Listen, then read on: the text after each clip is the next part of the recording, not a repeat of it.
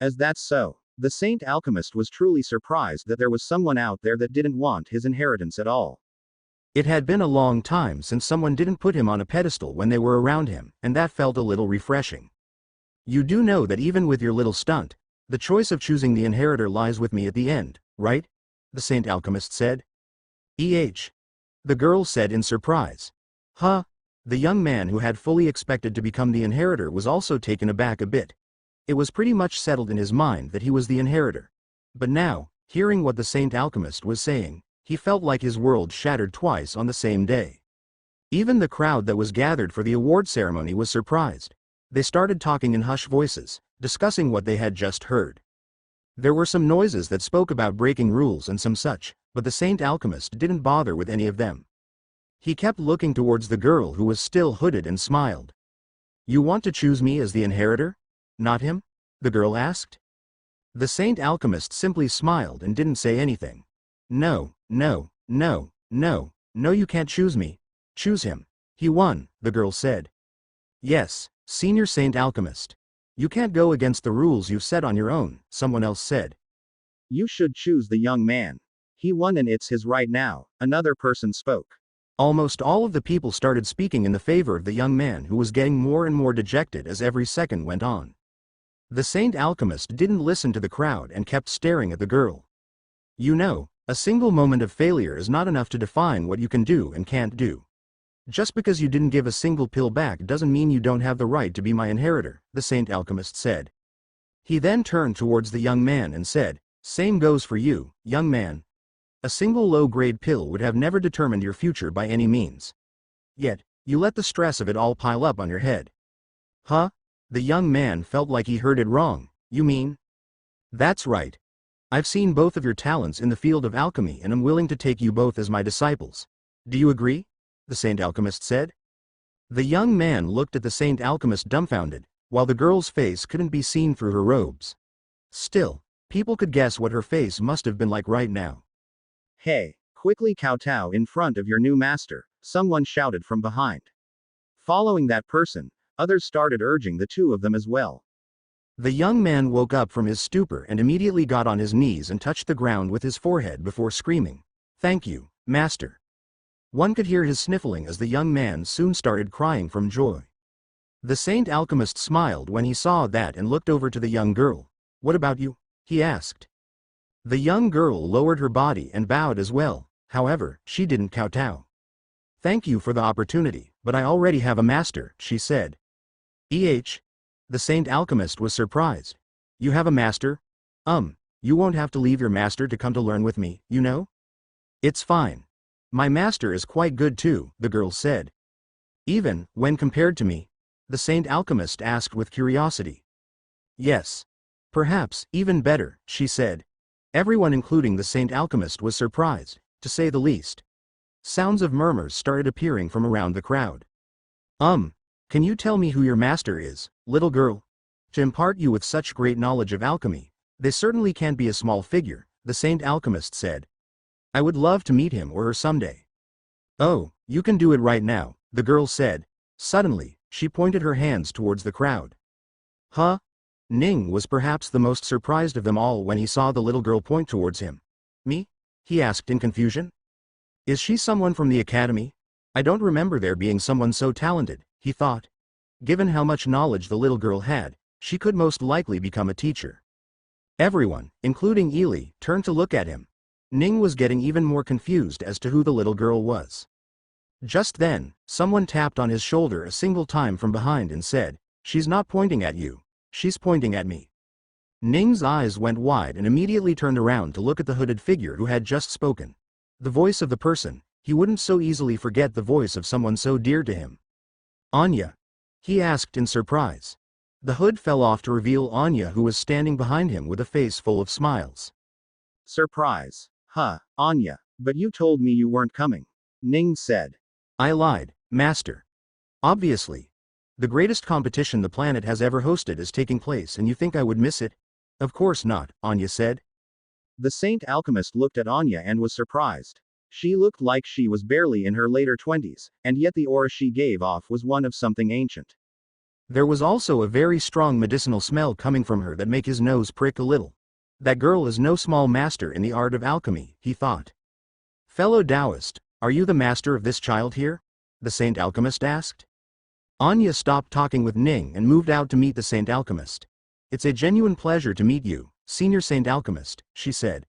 I am truly sorry if my granddaughter's little stunt harmed the integrity of the competition you were holding. The Saint Alchemist and Anya started talking and soon went into talking about alchemy. Before they knew it, they were discussing their understanding of alchemy. The Saint Alchemist got to see just how vast Anya's knowledge of alchemy was, and at the same time, Anya got to see just how deep the Saint Alchemist's knowledge was. There were subjects about which the Saint Alchemist knew way more than Anya could ever hope to on her own. The entire crowd was entranced by the two of them speaking, especially those that knew about alchemy. We should stop it here, Senior. We should let the contest end, Anya said. Oh, right, the Saint Alchemist said, a little saddened that he didn't get to continue talking about alchemy. He then turned towards the young girl who was still hooded and asked, Little girl, do you still need to keep hiding? Ah, I forgot, the girl said and took off her hood. She looked towards the Saint Alchemist, then to her grandmother. She then turned to Ning and put on a massive smile on her face. She excitedly started waving at him as if she couldn't wait to get to him. The Saint Alchemist turned back to look at Ning. He knew that teacher from the Five Professions Academy was quite good, but his knowledge didn't feel as profound as the little girl's grandmother, so he ignored him. Would you mind telling me your name? He asked. It's Dahlia, the little girl said. Dahlia, I see. That's a nice name, he said. He then took out a black box and handed it to her. Inside is a very rare ingredient that I found on one of my many journeys.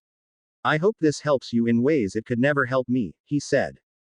Dahlia's face lit up when she saw what was inside and immediately thanked him. The Saint Alchemist simply smiled and told her to keep on working hard. He then moved on to his disciple. Since I will be handing out my everything to you, I hope you don't mind not getting anything right now, he said. Seni, Master, you took me in as a disciple. That is the best reward I could ever hope to get, the young man said. The Saint Alchemist smiled. What's your name, young man? It's Bertel, Master, he said. Bertel, I hope you can learn everything I will be teaching you, the Saint Alchemist said. Bertel was in a daze as he looked at the Saint Alchemist with massive eyes. He couldn't believe what was currently happening. The Saint Alchemist turned around to Sado and said, Thank you for holding this competition. I shall return after the following competition is over to give 3 sets of lectures for your alchemy hall. Until then, I would like to take my leave. Of course, Senior, Sado said. I will be patiently waiting for your return, Sado said. All right, the Saint Alchemist said. Come on, Bertel. Bertel woke out of his daze and said, Yes, Master. He then started flying to follow the Saint Alchemist. Wait. Someone shouted just then. Bertel, who was barely a meter in the air, stopped and looked around to see who was speaking right now. Ning walked up front from the stunned crowd. Is there something wrong, fellow Taoist?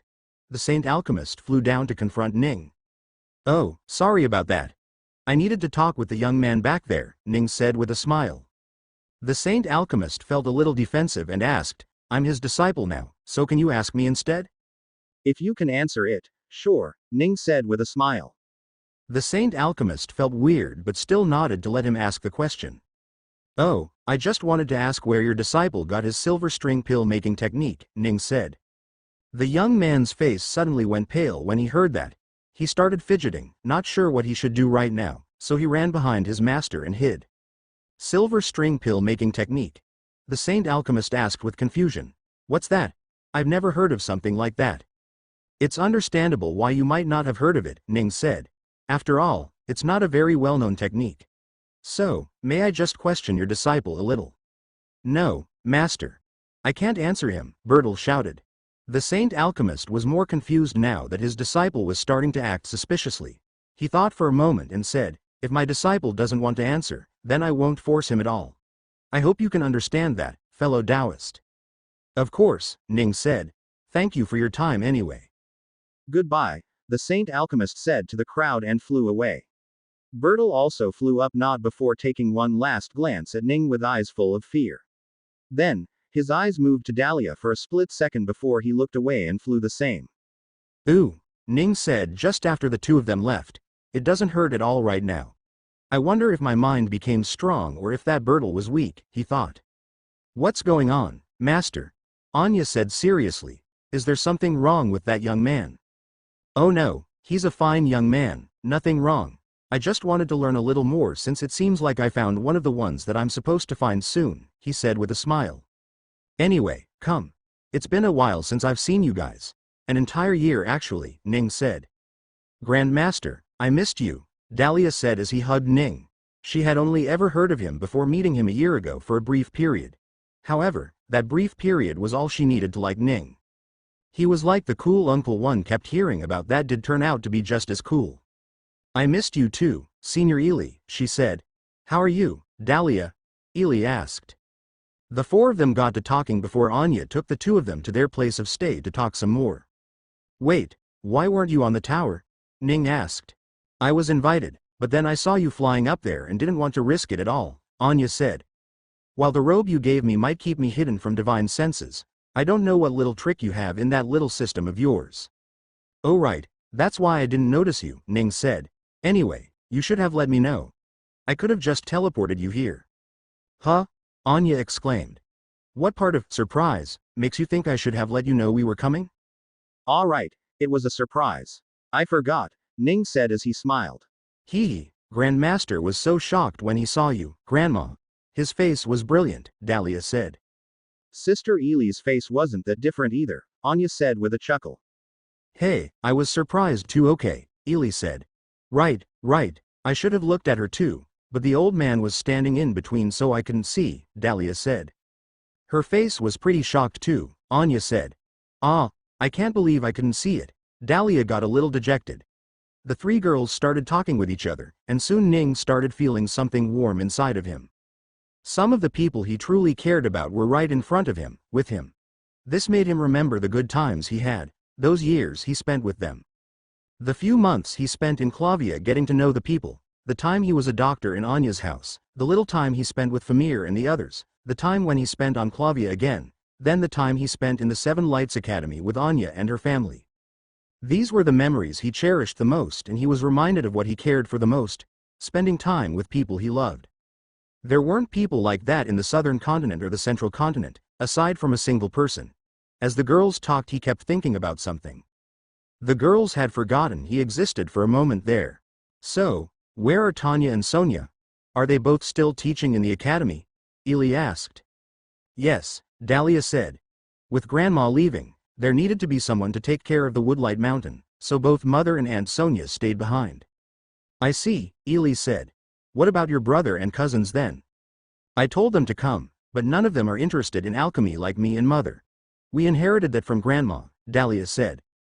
Well, not like they could take part or anything. They're too old for the competition. All right, I forgot about that aspect of the competition. Still, they should have come, Ely said. It's fine, Anya said. It's not like the formation is going anywhere. They will come when they have the time. Then they can explore the whole world as they wish. That's true, Ely said. Still, it's always nice to have more people than less, right, Ning? She turned around, but he didn't answer at all. Ning? She called. Huh? He asked. What's wrong? What's in your mind? She asked. Ning didn't know if he wanted to say it. Come on, you can say it, Ely said. I think I want to go back to the northern continent to live out the rest of my remaining days. What brought this all of a sudden? Ely asked. I have been staying in the academy not because I want to, but because I feel like that's where I'm supposed to stay at. Like there is no other place for me. However, that's not true. The academy was merely a place that I happened to enter because of your brother. In fact, I would have probably left a long time ago if I wasn't a teacher there. But some sense of loyalty and responsibility kept me from moving on with my life, and I ended up staying there for so long. But now, I think it's time I leave, Ning said. Ely heard him and got quiet. She drooped her head and thought for a while as well. Anya and Dahlia looked at them, a little concerned as to what was happening. I think I understand, Ely said. I think I understand what you mean. Ever since my brother got his own family, and father stayed with them, I've felt like I don't belong there anymore. Not like I was unwelcome or anything, but like I needed to find my own place somewhere, which was why I stayed in the academy in the first place. However, slowly I felt like that wasn't enough either. Many came and many left the academy, everything changed but me. Soon, I was starting to feel like I didn't belong there either. However, I couldn't voice what it was until now, but I knew I didn't feel the same way as I did before. Now I see. Time has lapped past me and the world is not ours anymore. It's time for me to retire as well, Ely said. A single tear dropped from her eyes as she realized that the end of her days being a teacher was coming very soon. So you guys feel so too, huh? Anya asked. I remember when I started feeling that way too. Perhaps, being ahead of a mountain made the feeling come for me faster. Once I realized what was happening, I left the mountain for my daughters to look after as well. While I'm still the head in name, they're the ones that really do all the work. If only they decided which one of them was going to be the next head so I could quickly pass along the position, Anya said with a sigh. Ning smiled. All right, enough of the depressing talk. Let's change the topic, Ning said. Tell me more about where the other kids are. Soon the four of them got back to talking about their current situation again. Ning felt relieved thinking about it all, knowing that he didn't need to be bound to a single place anymore. A few more days passed and the other professions' competitions ended as well. They weren't as big or as celebrated as the alchemy ones, but they were still thoroughly enjoyed by everyone. Then came the combat section of the competition. This one couldn't even be called competition. With the Clavians being so strong thanks to Ning's techniques, they easily won the whole thing. In the end, it was Hijaka's own grandson that won the whole thing with his 8th Golden Core Cultivation realm. Inikaka, are you really coming over to the northern continent again? Hijaka said with absolute happiness. Yes, I will come over and stay somewhere around there. It was a long time ago that Heisi said I needed to settle down. I thought that was what I was doing in the academy, but I was wrong. I was simply mistaking my loyalty to the academy for thinking I belonged there, Ning said. Whoa, grandfather will be very happy after learning this. I will have to tell him about it as soon as we return, Hijaka said. Wait. Not so fast. I'm going to go to the northern continent, but I'm not going to stay with your guys, obviously, Ning said. Hijaka was confused. Then what will you be doing? I will find someplace after I go there, don't worry, Ning said. But it just won't be around where you guys are. I see. Well, grandfather will be happy either way, Hijaka said. Everyone was starting to leave the Bright Red Academy now. The Purple Beast sect members came to thank Ning for helping them get in. Sato and the rest also came to thank Ning and Ely for being there.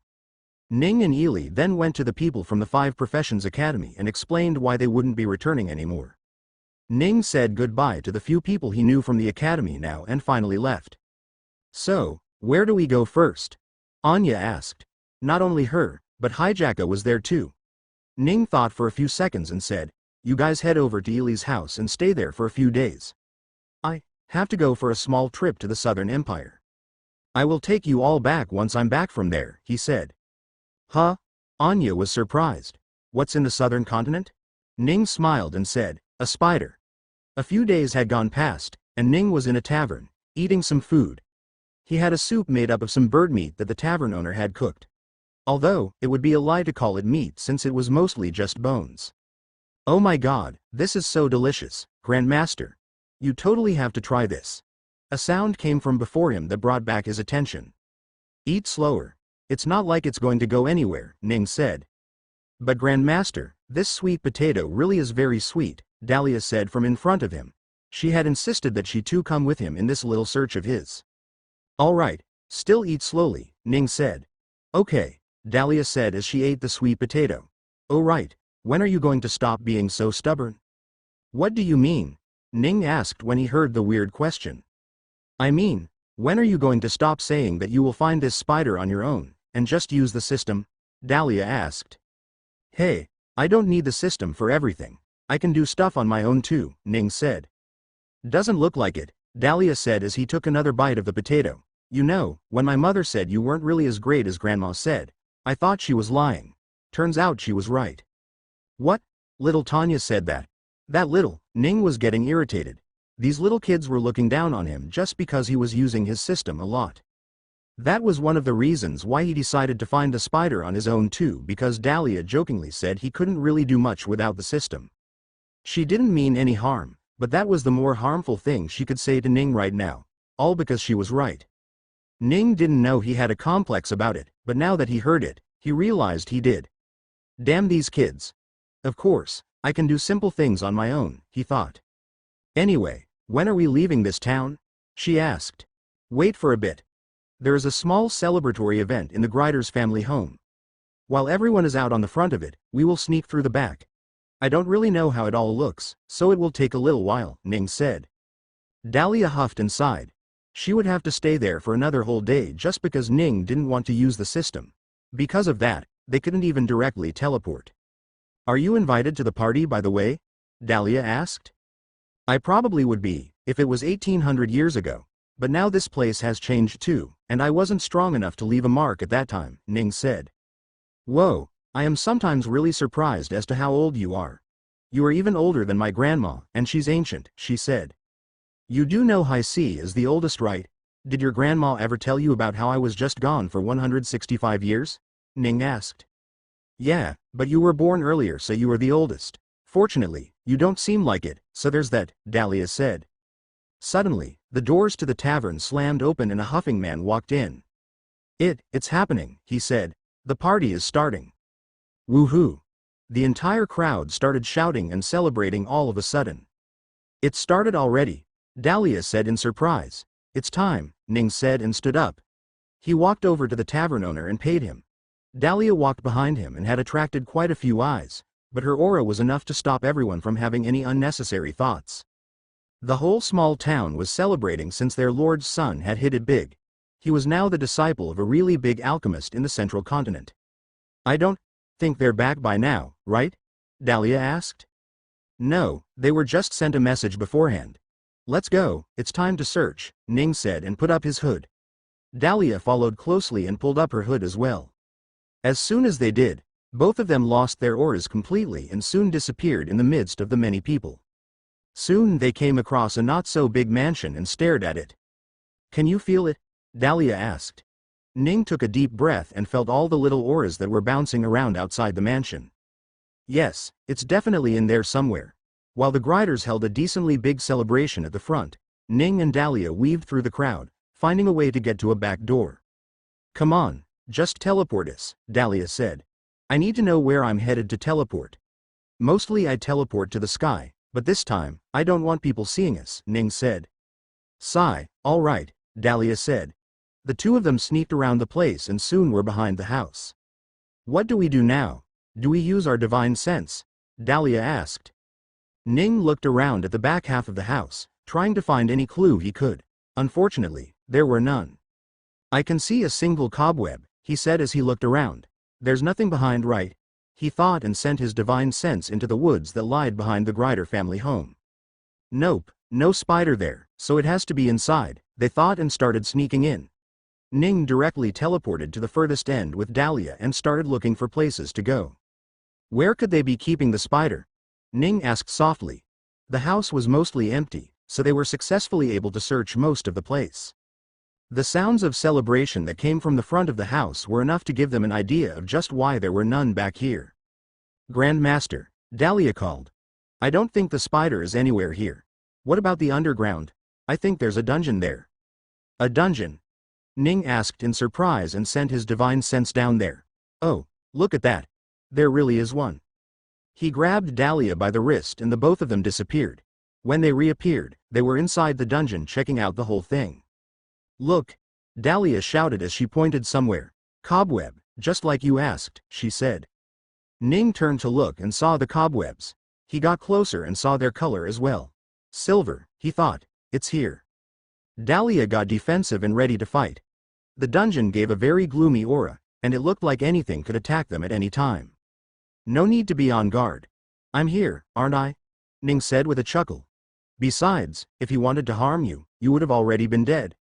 Ning pointed towards the ceiling right atop Dahlia, who turned around to see 8 massive eyes staring directly at her. A young man and a young woman, both in my dungeon. How peculiar.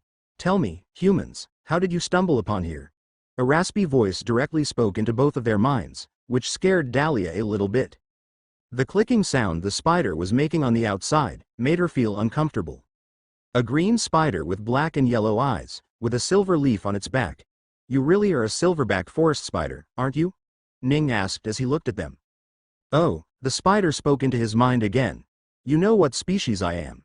That hasn't happened before. Tell me, humans, why are you here? I have a question for you instead actually. I hope you can answer me first, Ning said. I do not believe you are in a place where you can make such demands, young man, the spider said. Ning simply smiled and let loose a little bit of his aura before hiding it away. However, that was enough for the spider to change its stance. All 8 of its pupils dilated with fear as it immediately crawled far away in fear. I'm not here to hurt you, Ning said. Then why do you hide your strength, stranger? The spider asked. Ely did say that. Man, I should stop hiding my strength. It causes way too many misunderstandings, Ning thought. The spider was in a very defensive stance with its butt ready to throw out some webs to entangle the two of them. Dahlia was still a little fearful of the spider, but she was also amused after seeing it fear Ning as much as it did. When did you escape the tomb? Do you have a time frame? Ning asked. Who are you? How do you know that? The spider started getting more and more suspicious and scared at the same time. Are you one of them? It asked. One of? Who?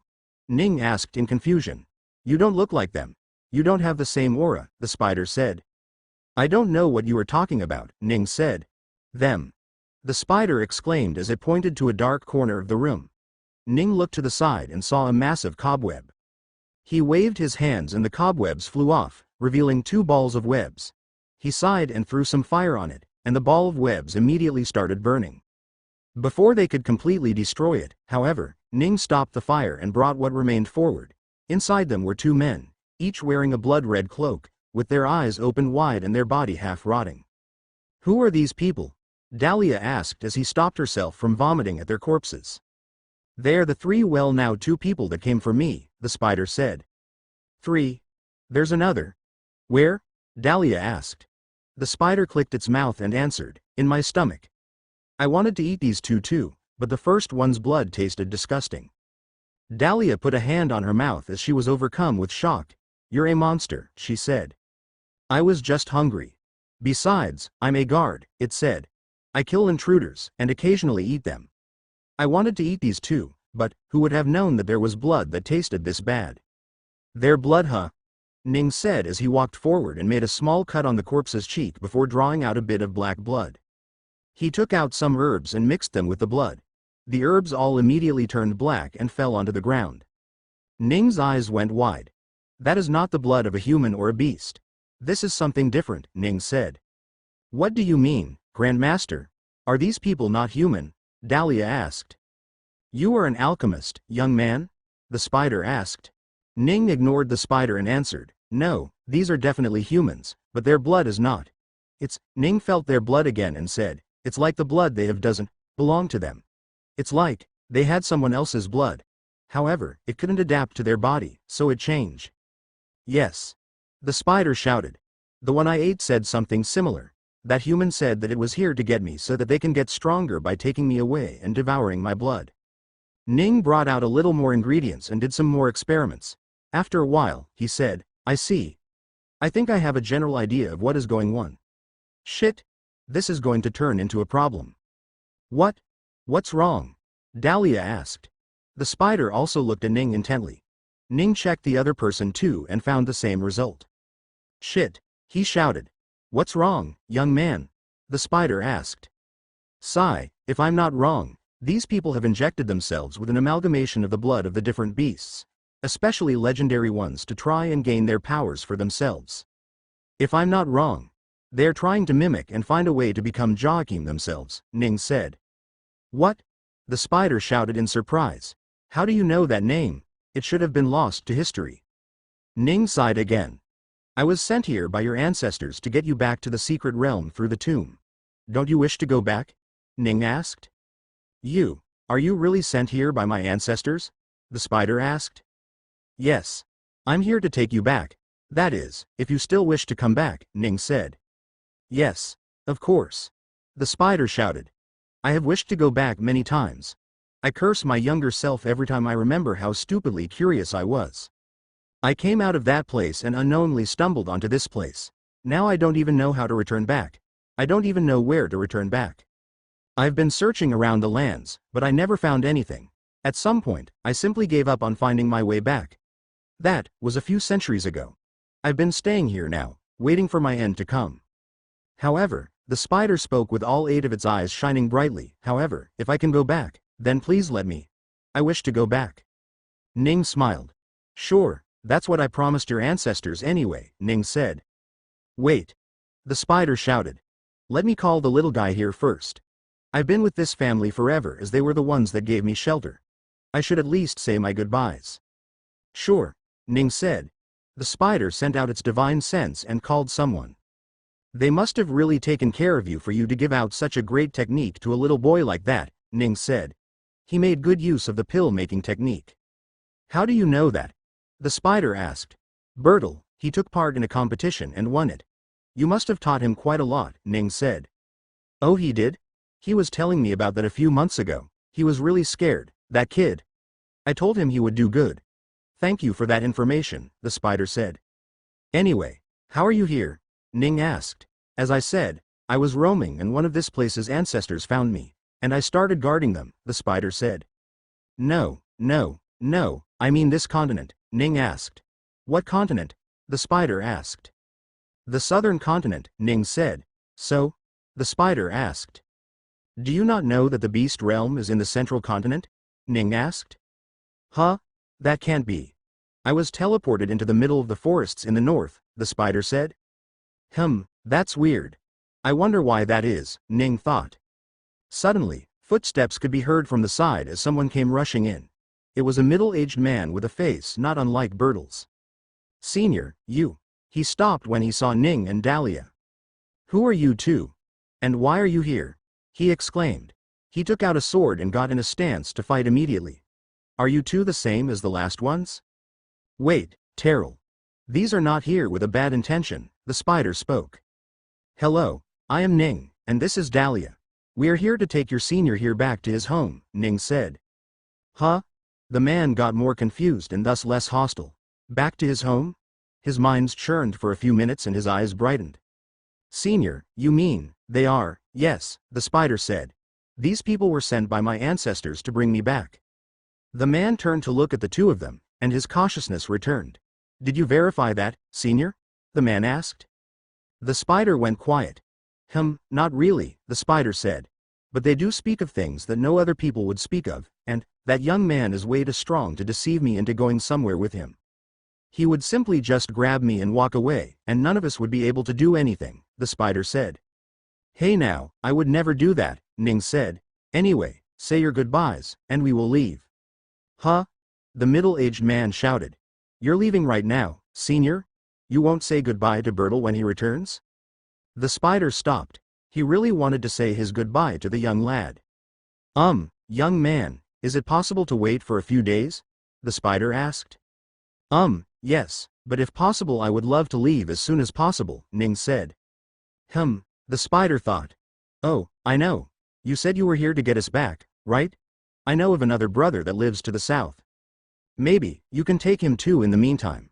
Ning wanted to not spend any more time here. He still had to spend some time in the tomb where he delivered the spider and that would take a chunk of his time. However, he could never get himself to deprive someone else of their chance to say goodbye to someone they cared about.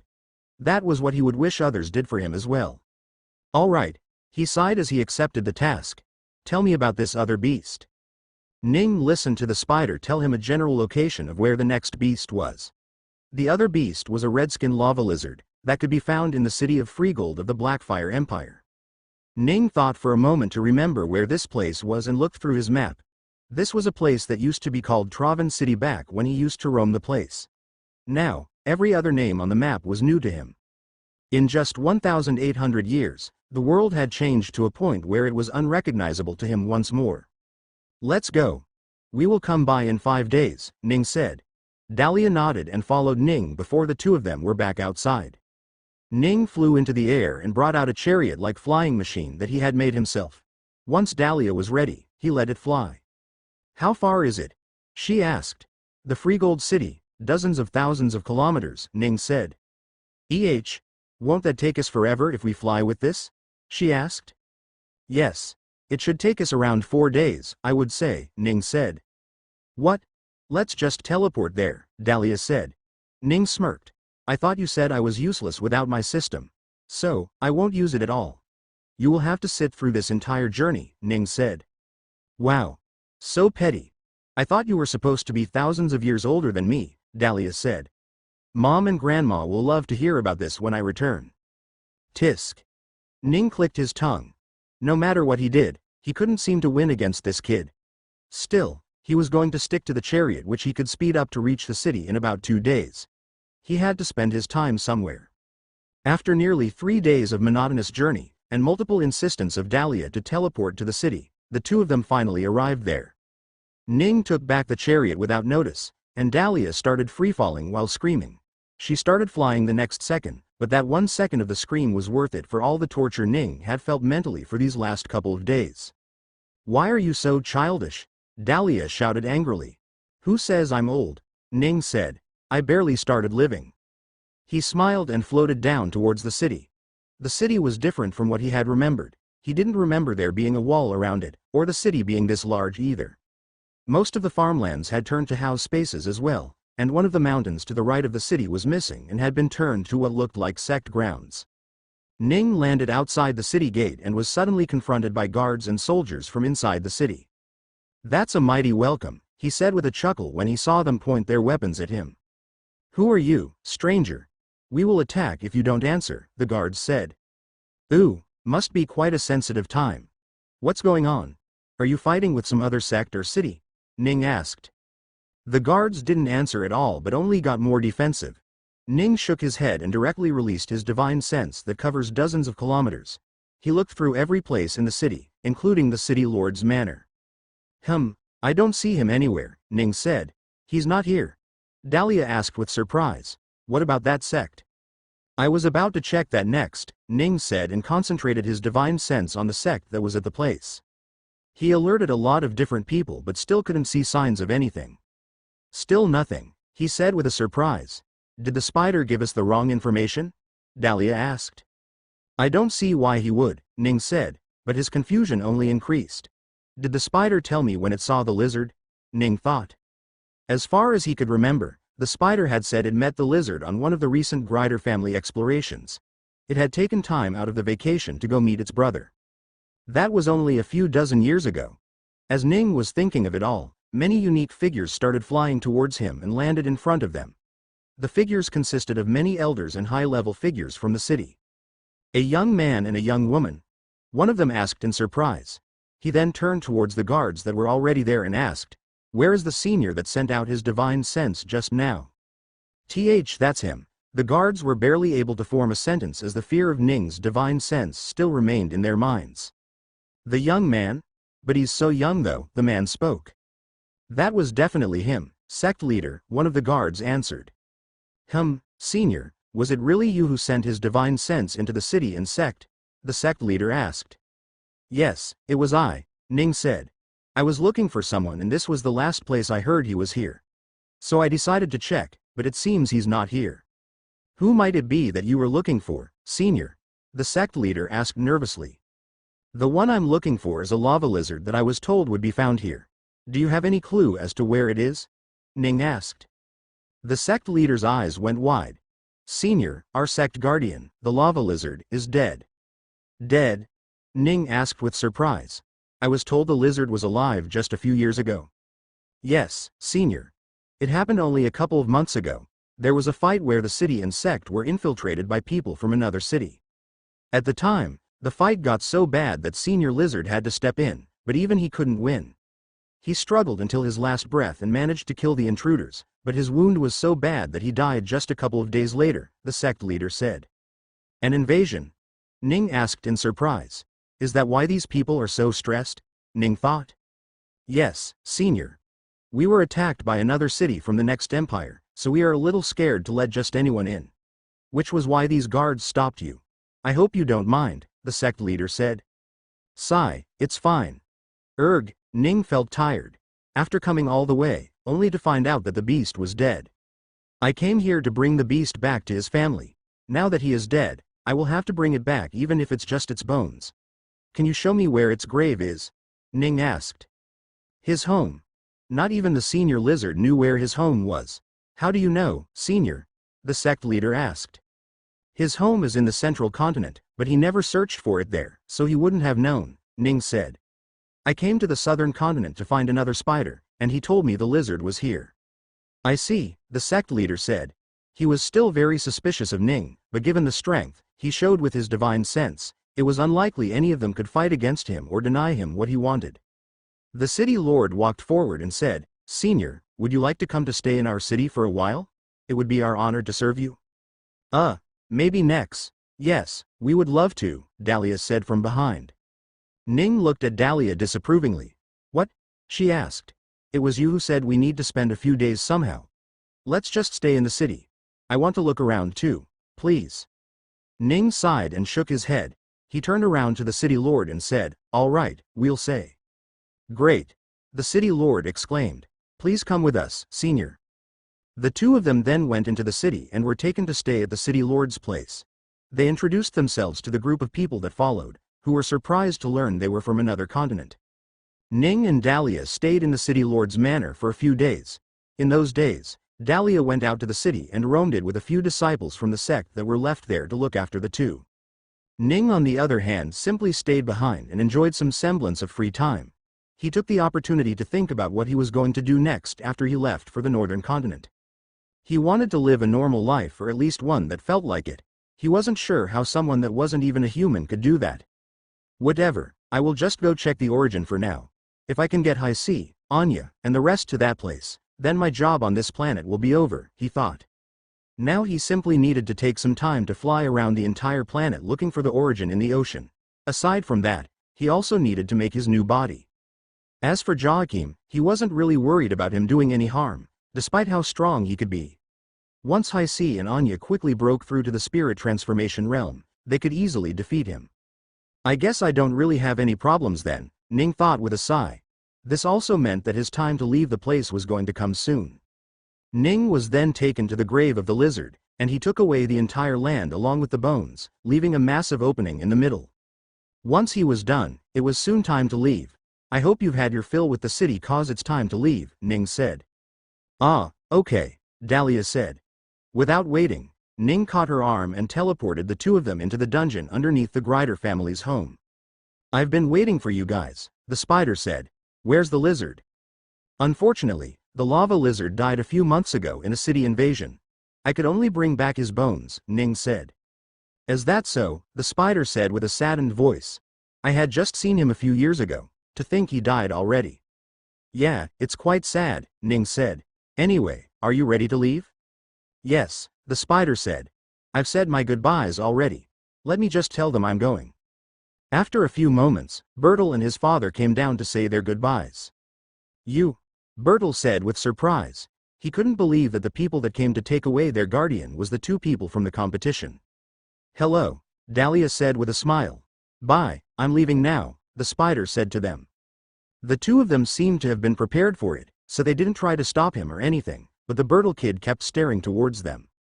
Hey, it's rude to stare at a lady like that, Dahlia said jokingly. Bertel got flustered and started apologizing. Keep learning alchemy. I will see how much you improve if there is ever a competition next time. Only that time, I won't hold back, Dahlia said. All right, let's go, Ning said, and with a single grab of the spider's leg, they vanished. When they reappeared, the three of them were flying in the air above the Grime Oasis. Do you see that tomb over there?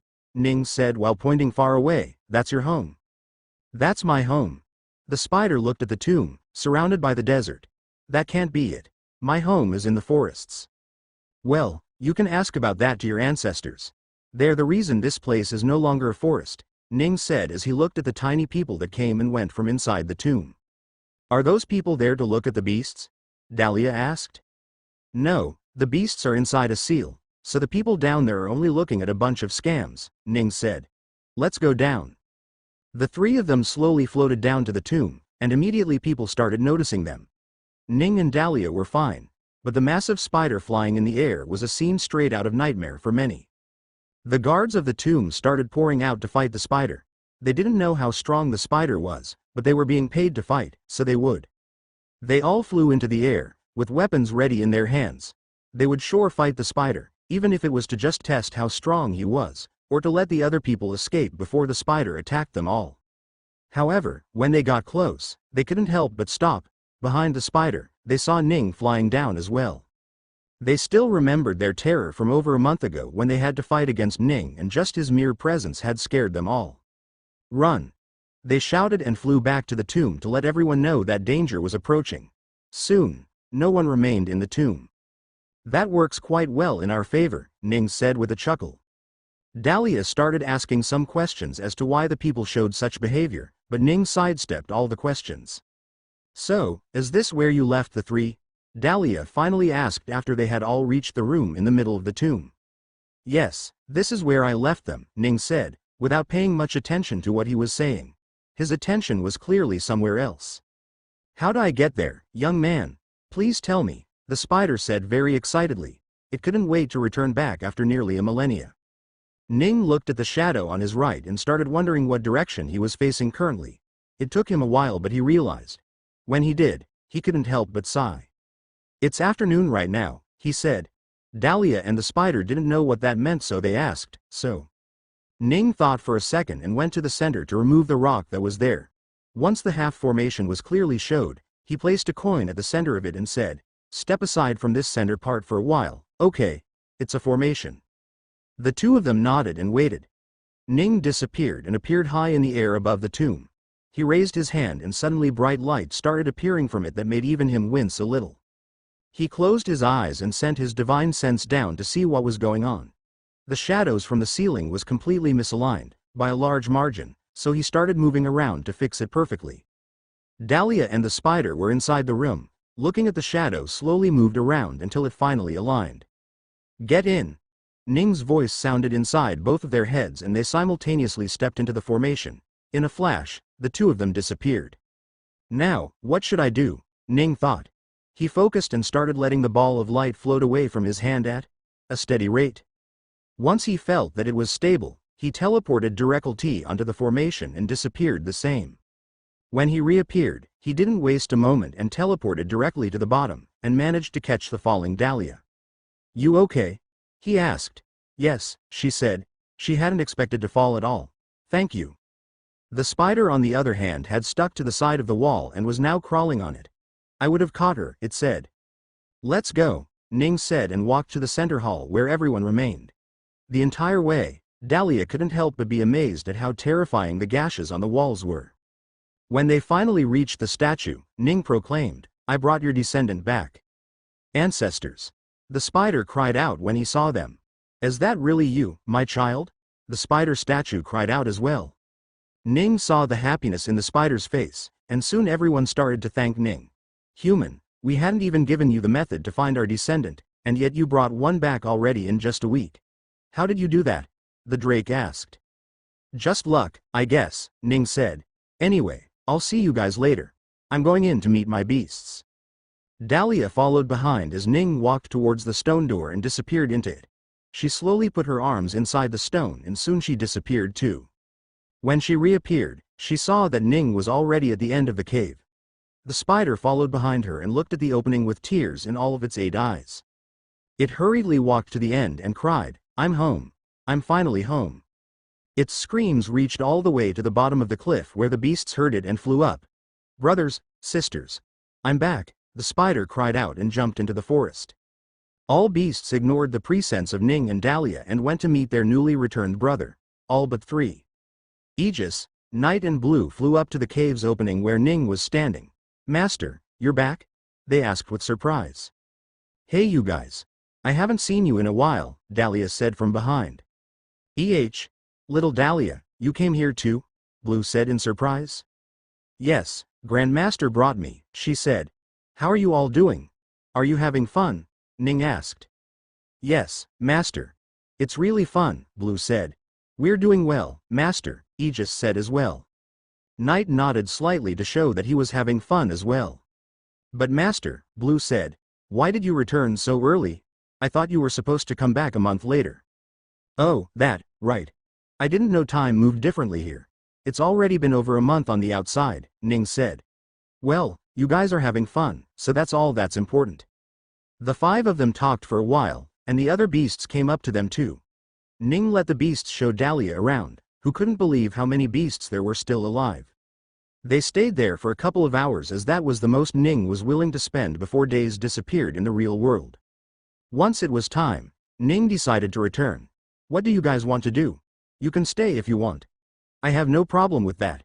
Besides, I'm going to settle down now, and you guys won't have the chance to leave or anything, Ning said. Unanimously, the three of them decided to stay. This place felt like a home to them and they didn't want to leave this place unless necessary. Ning smiled when he saw that. He was truly happy to see them happy. Alright then, I will see you guys soon, Ning said and flew away with Dahlia. They returned back to the place with the statues. I'm going to leave now. What should I do to find your descendants? Ning asked. Wait, let us give you a small technique, the beast said and started humming some words to Ning. Ning didn't understand what they were trying to say but some sort of knowledge entered his mind. When the beasts were done, Ning had now learned a new technique. He decided to use it and suddenly many feelings, all of which led to the statues appeared inside him. Oh, so this is supposed to help me track down your descendants, huh? It's not bad, Ning said. Yes, please use that to find them. Since we have nothing to hold you to this promise, you can instead view this as a request. So, you cannot do it if you don't want to either. We will leave it up to you, the beast said. Don't worry. I have some free time, so I can help you. Although, I will be a little slow. Goodbye, Ning said and walked away. He grabbed Dahlia and flew to the ceiling. He entered the exit formation and suddenly felt his body lurch in a different direction from what should be. He hurriedly pulled Dahlia into his arms and protected her as much as he could. The intense feeling of lurch disappeared in a few seconds, and when it was done, they were outside of the formation. Only, they weren't inside the tomb anymore. Fresh air rushed past Ning as he slowly let go of Dahlia. Are you okay? He asked. Yes, Dahlia said as he tried to get rid of the dizziness she was feeling. That feeling, it reminded me of something, she said. Ning looked around at the many islands that was scattered around below their feet. We were teleported. That was the feeling you felt, Ning said. Dahlia nodded. I see, Ning said. No wonder the spider showed up in the southern continent's forest. There was a goddamn teleportation formation sneaked into the exit formation. Where are we exactly? Dahlia asked. Ning didn't know either as he could be at the edge of any continent. I don't know, Ning said as he looked around at the massive blue ocean with few islands scattered around. We got teleported so high up too. He then started to look at the shape of the islands and distance between each other to match them together with the information in his mind. Oh, we're in the northern continent, Ning said with a bit of surprise. He then fell into a bit of a thought. So the exit formation not only sends the beasts out to the tomb in the central continent, but also the northern and southern continent as well, he figured. It must have been that person's job. He made the exit to a random location in the three continents, Ning thought. Anyway, let's go. I will leave you at your home and come back to get your grandmother and others, Ning said. He grabbed Dahlia and teleported once more before appearing on top of the Woodlight Mountain that was home to Anya's family now. Go on, I will come back with your grandmother in a few hours, Ning said and disappeared again. When he reappeared, he was outside the tomb. He flew into the tomb with a few people that looked at him in surprise. The people had already came back to claim their tomb and had restarted taking in the guests. When Ning saw that, he couldn't help but shake his head. The coin at the center of the formation had already been taken away, but one didn't need a coin to unlock the seal. It could be anything that places the perfect shadow at the perfect time. So, he couldn't let the center exposed like that. Although it is quite unlikely that would happen, let me just place the rock back, Ning thought and moved the rock back into the center. Then, without caring much for the people's eyes, he left the tomb. After he was a bit away from human eye, he teleported once more and appeared outside of Ili's home city. The city had also grown a lot more than it had last time and was now at least 3 times as large. He walked through the busy streets of the city and made his way to the biggest mansion he had seen in a long time. I wonder how jealous Nilo's child would be if he saw this, Ning chuckled as he thought. The current emperor should have been taught about the fate his granduncle had went through for trying to usurp the emperor, but jealousy was a human nature, and wasn't something one could taught to get rid of, only to control it. As he got close to the house, he sent out his divine sense and called out Ili. Both Ili and Anya flew out. You took quite some time. Didn't you say it was going to be quick? Ili asked. Anya looked around and asked, Where's Dahlia? Ning explained everything that happened to him the last couple of days. The ladies finally brought him inside. Ember and Ender along with his wife and children were also in there. "Inikaka, you're finally back," Hijaka said. "We've been waiting for you." "Yeah, I'm back. We'll leave in a day or two now," Ning said, considering how impatient everyone must have been with his lateness. Fortunately, Hijaka and his people were well treated by Ender. The sun set soon and the people started gathering to talk some more. The entire thing felt like a celebration, rather than a simple grouping of people with how many there were. They all sat around a small campfire and talked about different things. People laughed, some told tales others had never heard before. Ning told some of his own from the southern continent. Dahlia would have certainly spoken about the many beasts she had seen today, but unfortunately she wasn't here. Slowly, one by one, people started leaving to go and cultivate. Soon, only a few were remaining. "Brother Ning," Ender said. "I heard that you are moving over to the northern continent, is that true?" "Yes. I want to just settle down now. I have a few things to do that I can slowly do, other than that, I have nothing to do here anymore," Ning said. "I see," Ender said. "Well, I wish the best of luck, Brother Ning. Anyway, I will go back now. You guys should go in as well." With that, Ender walked back into the house. "I will go in too," Inikaka, Hijaka said and left. "So will I," Anya said with a smile and left. In the end, only Ning and Ely were left. "So, what plan do you have now?" Ning asked. "I don't know. I was actually hoping." Ely didn't finish off her sentence. A troubled look arose on her face that was very rarely there. Ning racked his mind with multiple thoughts that contradicted each other. It was clear to see how much he cared about Ely, but he feared that asking her to come with him was not something that was good for her. Ning would leave someday, and Ely was bound to die unless Ning did something too. So, he feared that he couldn't give her the life she deserved if he called her with him. However, this small desire to be with her kept giving him the urge to throw caution to the wind and just ask her. And so he did. "If you don't have any plans, do you want to come with me? I would love it if you did," he asked. Ely was surprised, but happy too to hear that. She smiled as that was what she had been hoping for. "Do you really mean it?" she asked. "Of course. After all this time, do you still have to ask that?" he asked. Ely chuckled when she heard that. "I suppose not," she said. "So, what's your answer?" Ning asked. "Do you really have to ask it?" "Of course I will," Ely said. Ning smiled brightly, but there was a trace of sadness hidden in that smile. While he was happy for now, he believed that this was something that would lead him to sadness later. Time passed some more. Days, months, years, everything was the same to Ning, whose life had now grown monotonous. He had a simple house in a mountain where he lived a normal life, doing normal things. The only thing that was abnormal was that he did not age, and neither did Ely, who was living with him. The two of them hadn't spoken it out loud, but they were clearly Tao companions now. They cultivated together in their small mud and wood house in the village. As time passed, Ning felt both happy and sad. He was happy that he was getting closer and closer to making that new body of his that he so desperately wanted. Time passed again, and finally, Ning felt he was settled enough. So, he decided to do the things he had meant to do for so long and left. He didn't know where to start, so he teleported at the edge of the northern continent.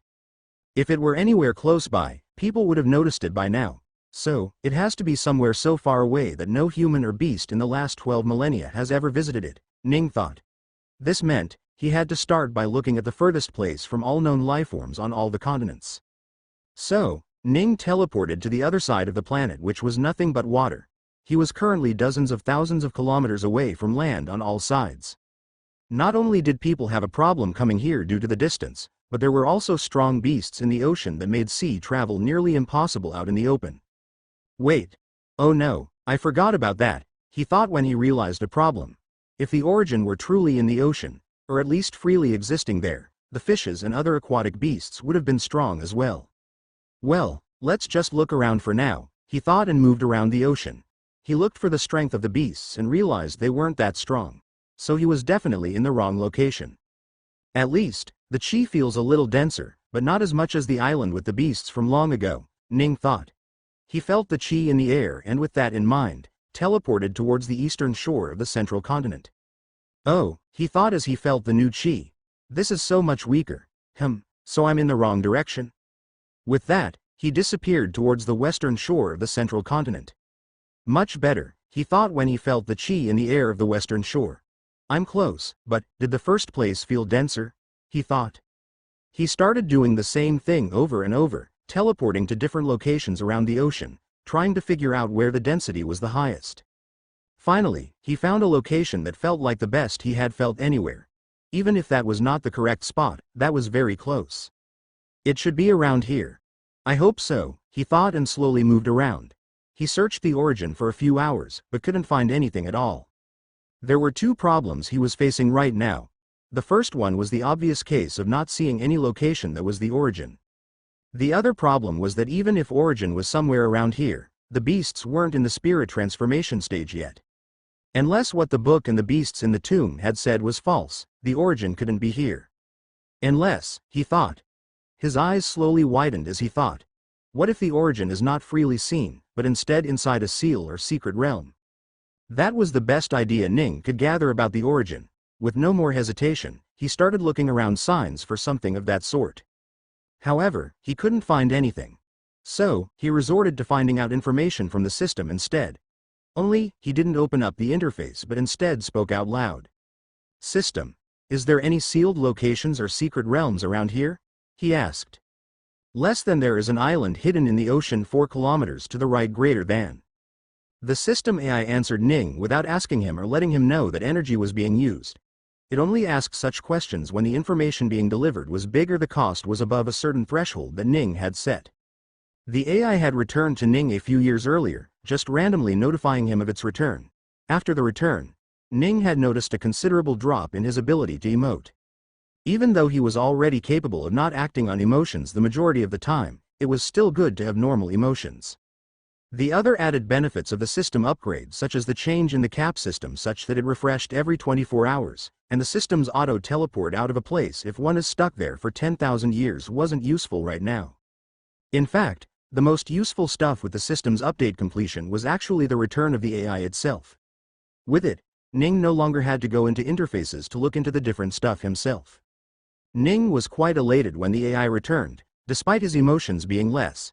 After a few days, he had tried asking for information about the location of the origin. However, the AI told him that the origin had to do with the release of energy in a planet, and because of that, it was out of the system's hand to tell him where it was. Although the system didn't stop him from finding it, it didn't actively help him search for it either. Fortunately, it was telling him where he could find the secret realm or seals around here. 4 kilometers from here that way, right? Ning thought as he looked into the map. The place had nothing on the map, but Ning wouldn't know until he checked. With that, he disappeared. Ning was flying on top of the ocean. The view from there looked the same as anywhere in the ocean that didn't have a view of the land. However, the feeling he got was certainly very unique. It felt like he was at the place with the most concentrated chi on all of the planet, and yet, he knew that whatever was inside should be much more concentrated. There's a space being hidden here, right? Ning asked. Is it a seal that exists outside of the planet, or can I teleport in there? You can teleport there so long as you know the location. Since I don't know it, I must find a way there first, huh? Can you help me and tell me where it is then? Ning asked. It will cost you 20 billion energy to know the location of this island, are you sure? Oh, so you can tell me. I guess it is fine as long as I'm finding it on my own, huh? Ning thought. Yeah, sure, that energy is almost nothing for me now. Confirmed, a small piece of information entered his mind, and Ning now knew the location of the island that was hidden within the foldings of the space. Alright, let's check it out then, Ning said and disappeared. When he reappeared, he suddenly felt out of breath. The air was filled in with so much chi that Ning was taking in chi by simply breathing the air. His body wasn't used to this much chi, so it took a moment to adapt. Finally, once he did, he looked around at the scenery in front of him. What he saw was a massive island with mountains that seemed to be in a spiral shape in the island. Most of the island was filled with forests and grassland, and so were the mountains. Ning slowly flew down onto the island. He could see many rare plants and ingredients that he could use to make very rare pills, however, he didn't pick any of them. There were two different feelings inside of him that were starting to annoy him a little. He couldn't tell what the first one was, but the second one he knew far too well. Now that he was in the area, his body was trying to break through on its own. The island was so rich with chi, that Ning didn't have a say over his breakthrough. After all, going into the spirit transformation was long overdue for him. He took a deep breath and went to the top of one of the mountains and sat on the fresh grass that grew there. He didn't have anyone to protect him this time, so just before he broke through, he sent out his divine sense over the island as far as he could. He was quite surprised to realize that his divine sense couldn't reach as far as it normally would. Is the thick presence of chi affecting the range of my divine sense? He wondered. He had learned about it through the knowledge about cultivation but never felt such a thing happen before. He had mostly forgotten about it until he tried it out just now. He also saw that aside from plants, there were no animals, so he was safe to break through as he pleased. He finally let go of any self-restraint he was still holding on to and let his body go through whatever changes it wanted to on its own. Ning's nascent soul that he held in his sea of chi was now fully grown into an adult spirit that looked just like him. The spirit wore no clothes and was a perfect spiritual replica of Ning himself. The spirit had filled the entire sea of chi even though it sat there in a lotus formation. Once Ning let his body start to go through the breakthrough process, the surrounding chi started coming to him. When he did this outside anywhere else on the planet, he would end up feeling that there wasn't much chi in the surrounding. Even chi gathering formations weren't enough to gather chi to reach a high concentration. So, every time he would end up with the soul not getting enough chi. However, now it was different. With the chi being as abundant as it was, the chi started seeping through his body and made its way to the soul in his sea of chi. When the soul started getting chi, Ning could feel a certain connection with his soul that he hadn't before. Previously, he felt like his body and soul were two separate entities that were both connected to each other through his mind. However, now it felt like both the soul and body were the same being. With that, his soul grew a little more. The soul took in as much chi as it could and soon there was a vortex outside of Ning's body that constantly took in chi. If he weren't in the origin, where there were no animals anywhere, the current phenomenon he created would be enough to alert an entire empire. And it was only continuing to grow. As time went on, the chi he was absorbing kept on increasing, and with that, his soul grew as well. Soon, the soul was so big that his sea of chi couldn't contain it at all. Instead of bursting out, however, just as any soul would, his nascent soul turned ethereal and continued growing normally. Ning could tell what was happening, but he was still surprised. The sun soon went down on him, and night fell, but the phenomenon that Ning was creating didn't seem to find an end at all. The soul soon grew to almost half his size and finally opened its eyes. They were his eyes, and he could see from them as well as he could see from his own body. Ning could see 3 different visions right now, the third one being something that only he could do thanks to being energy. The soul took a deep breath, or at least acted as it did, and suddenly the chi it was taking in increased once more. Its size was slowly, but surely increasing, and with the increase in the amount of chi it was taking, the speed at which the soul grew also increased by a lot. The soul was almost the entire size of his body now, and it was then it finally stopped growing. This was the most the soul would go on its own. The next few steps were something Ning would have to do himself. He suddenly took control and the calming chi around him started getting agitated once more. This was the final and most important phase of spirit transformation. If he failed here, he would suffer quite a strong damage to his cultivation and may even lose the chance to ever enter the spirit transformation ever again. So, Ning took it quite seriously. Since he was both the soul and the body at once, his chi started helping both at once. The chi he was taking in was starting to refine his body as much as it was helping his soul grow. To enter the spirit transformation realm, he had to refine his body enough to house the soul perfectly. Any misalignment would surely harm his cultivation base. Ning calmed down as much as he could and handled it with care. His body was filled with chi right now, and it continually refined it to make it houseable for the soul. At the same time, the soul was slowly growing to be about the same size as the body. Ning couldn't control the speed at which the soul grew as it took in about the same amount of chi as his body did, so he could only hope that when it was the same size, his body was good enough. And the time came. Ning's soul grew to the same size as his body and started phasing out of his parts. Ning saw the problem and panicked for a second before calming and taking in more chi. He refined the parts where the soul seemed to be escaping form until the soul didn't leave anymore. He did so in multiple places until his soul didn't phase out of anywhere. Finally, it was the same size and staying at the same place. Once that happened, his soul slowly started to merge with his body.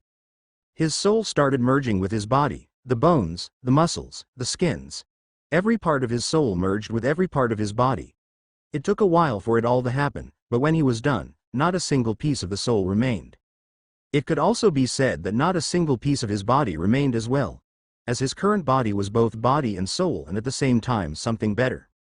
He felt a sense of calm and all the chi rushing towards him stopped. Ning could feel his cultivation base elevate to a level he had never before perceived. He had entered the spirit transformation realm. Finally, his one body opened its eyes and he only saw 2 visions instead of 3. His soul was no more, and no more was his body. They had both merged and transformed to form something better. Something that allowed him to grow once more, and at the end of it, this would be what leads him and many other cultivators to immortality as everyone wanted. Ning smiled. He didn't care for immortality, but he definitely loved the idea of his loved ones reaching such a realm. Finally, after so many years, I can give them the long life I promised them. Ning flew up to the peak of the mountain and looked at the whole thing again. Now, he could feel a different sensation from reaching the spirit transformation realm. As with all of the breakthroughs, this one too came with increased strength, power, and senses. Ning once more let his divine sense go out and realized that it covered the entire island and more. He could actually see the ocean that lied outside of this folded space. Wow, I can see so far even though my senses are being stunted by the heavy chi density, Ning thought. He stayed there and checked his strength for a few more minutes and finally decided to leave. He flew up once again to look at the mountains that made a spiral shape around the entire island. At the center of the island was something very black from what Ning could see. As he got closer, he could see that the black thing was actually releasing a lot of light, and that surprised him. Is that a lake? He thought and looked at it. As he flew closer, he could sense the chi in the surroundings getting denser and denser. Finally, when he reached next to the lake, the amount of chi there was simply overwhelming. So much chi. Is it even a good idea for me to stay here? Ning wondered. He didn't know what having too much chi in the surrounding did to a weak cultivator. It could have amazing positive effects, but it also could have negative effects. Whatever it may be, he decided to stay there for a few seconds longer and check. He looked at the small pond in front of him. The pond was about 10 meters wide in a circular shape. The water in it looked deep blue, nearly black even from where he stood. The pond was surrounded by what Ning had learned to be very high-level plants. The liquid in the pond may have been dark, but it was sending out the bright light from it.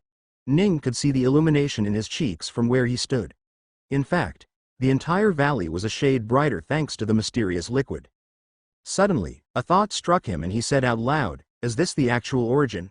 He wondered. If that were to be the case, then the pond in front of him was where the chi originated for the entire planet. The chi first filled this folded space, and then slowly released onto the entire planet. That was one of the reasons why the planet had such a poor accumulation of chi. If the folded space wasn't there, then the planet would definitely have a higher level of chi.